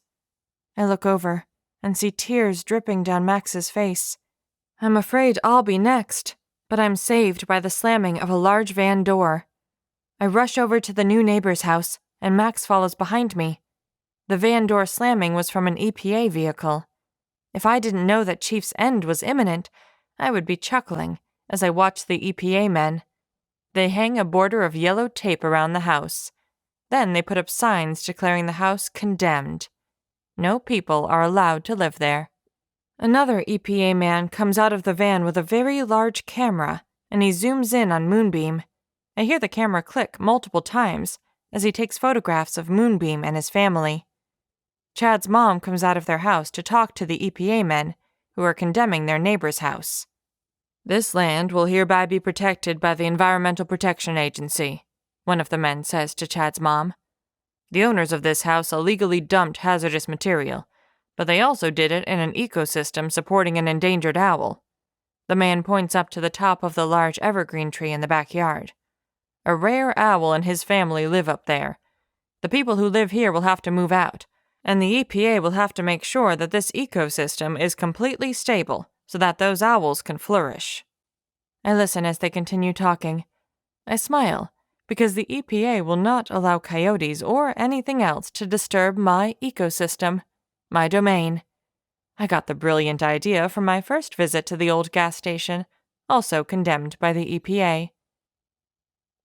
That night, I lay by Chief in his doghouse and hope that it's not the last time I see him. I do cry this night, and I hope that Chief cares, and that he just can't respond because his health is so bad. I sleep fitfully through the tears, but I come wide awake when I hear a howling dog from far off. That super soldier is still on the loose. I hope Animal Control gets him soon. I'm so exhausted from my previous adventures, though. I fall into a deep sleep. The loud metallic squeals of a garbage truck wake me up early the next morning, on the 2nd of January. I rub against Chief, but he doesn't respond. He's nearly comatose. I rush over to the garbage truck, and I'm thrilled to see Jacques emerge with somebody else. Tweedledee comes running and calls out, "Grandma! Grandma!" as Jacques leads Grandma off the garbage truck. "Don't squeeze me too tight, Dee," Grandma says as Tweedledee embraces her. "My joints are achy. It's sure gonna snow." Grandma was right. Snow starts to fall, slowly at first as we lead Grandma to Chief's pen. By the time we arrive, the snow is coming down hard. I can feel the heavy flakes dropping onto my coat and melting almost immediately, but after a few minutes, they don't melt fast enough, and snow builds up on me. "I hear an old dog breathing nearby," Grandma says. "What's he doing? Is he about dead or something?" "He's not dead, but he's going to be," I say. "He just needs a good friend, Grandma," Tweedledee says. "You are still so full of life. Chief will have a reason to stick around if you just talk about old stories with him." "I don't know about that," Grandma says. "At least try to help him get better," I say. "He's going to the vet for the last time later today, if you know what I mean. But if he shows some signs of life, I don't think his owners will take him." "Grandma will see what she can do." Tweedledee leads Grandma down into Chief's pen. Grandma tries to enter the doghouse to get out of the snow, but Chief blocks the way. "I thought an old dog like you would have some manners. You must have forgotten them in your old age." The doghouse's overhang partially shields Grandma. "Look! Squirrel!" Grandma calls out. Chief remains as still as a possum playing dead. It was worth a try. Grandma tries another tactic. "You see that show with a nice old lady who solves mysteries? You wouldn't believe what was in the last episode." Chief shows no signs of hearing Grandma. She recounts the whole episode, but Chief is still content to let the snow accumulate on him quietly. Grandma changes her tactic again. "I bet I could beat you in bridge or pinochle with my eyes closed," Grandma says. Not that I can see a blessed thing anyways these days. She lets out a laugh at her own joke, but Chief doesn't take up the challenge for bridge or pinochle. I look over at Max and Tweedledee, and they look back with concern. Grandma is not working. At least you will live near Grandma now, I tell Tweedledee. Grandma continues on with Chief. Your father wouldn't have given up like this, Grandma says.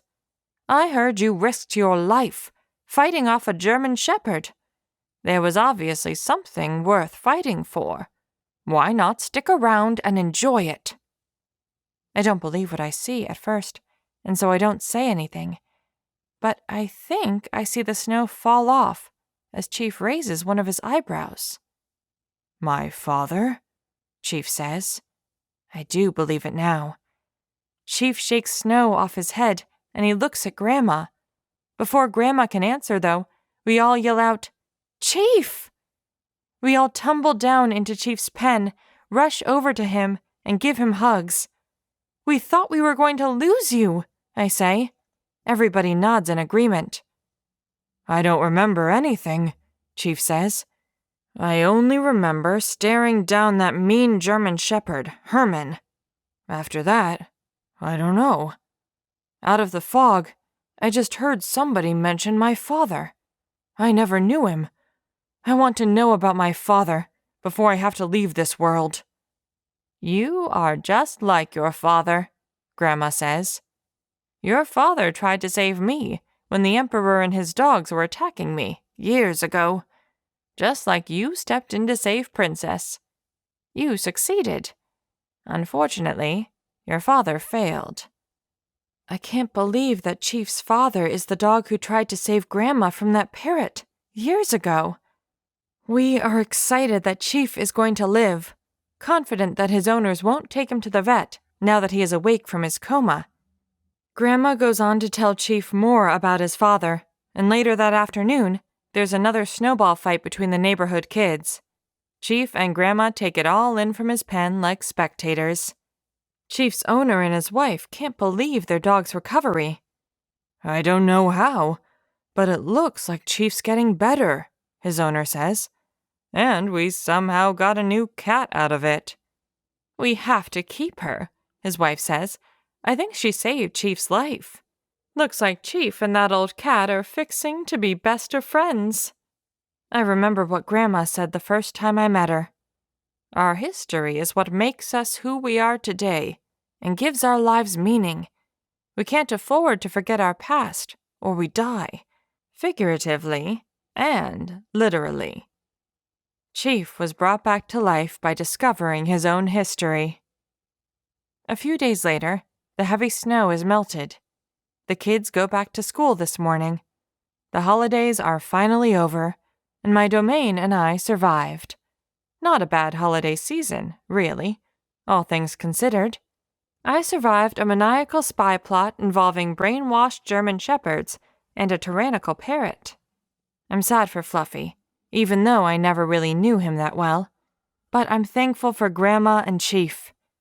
I do wonder if that super soldier ever successfully hunted down Carl for destroying his master, the parrot. I no longer hear the super soldier's howls at night. Animal control must have captured him again. It tires me just to think about it, so I lay down to sleep. Now that the holidays are over, I can get some rest. Confident Moonbeam will watch over my domain while I sleep. The end. Author's Notes. Book 3. I have always wanted to write a Cold War spy novel, and this is it. Writing a true spy novel is insanely difficult. Accurately recreating settings and timelines from places I've never been and from before I lived is massively time-consuming. Instead, I placed such a spy novel within Princess's world. The reader probably noticed that Princess's town was like Berlin during the Cold War. One part was her domain, and Grand Canyon Drive served as the wall that divided it in half. The fierce German shepherds served as stand-ins for both the feared East German secret police, the Stasi, and the border guards who had to keep people inside of East Berlin. Obviously, the wall in Berlin was, generally, east of those who lived in West Berlin. In Princess's Town, Grand Canyon Drive was in fact more generally west from where she lived on Rover Boulevard. I figured it was worth it to fudge on the direction, for the sake of matching Berlin. I considered changing the name of Grand Canyon Drive to Mauer Drive, which means wall in German, but I wanted Princess's fans to be able to visit Grand Canyon Drive itself. Just as Princess the Cat Saves the Farm paid homage to several children's chapter books, this book pays homage to many Cold War spy novels. Many Cold War spy novels have what I call a wall scene, or a wall-watching scene. That is, the hero impatiently waits for a spy, source, or agent to cross the Berlin Wall into West Berlin, where they could find freedom. Of course, the escaping spy sometimes never shows up, and the hero wonders if the secret police captured the spy. Or the hero may watch as the spy is arrested at the border, or even gunned down in no man's land, having seemingly been granted passage to West Berlin, only to be stopped before they officially reach West Berlin. These scenes serve as a motivator for the hero, or they set out the challenge for the hero. In Princess's case, her agent, codenamed Mozart, never showed up at the wall. For Princess, this aroused suspicion that something was going wrong. Mozart was a carefully chosen code name. Mozart is perhaps the most well-known classical composer, but it was also chosen as an homage to Len Deighton's famous Cold War spy novel, Berlin Game, the first in a 9-part series. In it, the spy network all had names of classical composers, and at the beginning, if I remember correctly, Brahms had gone missing.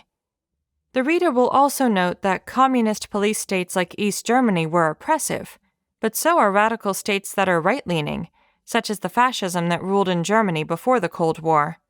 The political viewpoints may be radically different, but the oppression often looks the same. In recognition of this, the monstrous dog who served as the Emperor's secret weapon and enforcer was given the title Super Soldier. Its initials are SS, from Hitler's terrifying enforcers during World War II. The lost homage is that of the identity of the true emperor. Fluffy's brother, Karl, had been the real emperor all along. John le Carré's famous Carla trilogy, beginning with Tinker, Tailor, Soldier, Spy, focuses on the Soviet super spy, Karla. Karla wouldn't serve as a good name for a cat, but Karl conceivably could. Any reader looking for allusions to Cold War spy novels undoubtedly would have suspected the emissary from the moment his name was revealed.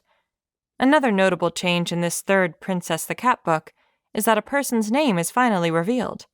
The oldest girl child's name, Sarah, had to be revealed during dialogue and wasn't easily avoidable.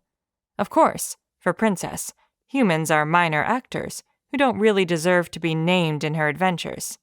And lastly, I, the middle boy child, never owned a BB gun, and I certainly never shot at a dog, let alone kill one. Also, I'm not sure how much a tropical bird like a parrot would be flying around in the freezing cold. I'm certain a real parrot couldn't survive long in such conditions. However, the animals in my stories do many impossible things, so I hope the reader can overlook this one as well. If you enjoyed this adventure, please leave a review. It's a big help to me, and it helps others discover Princess the Cat.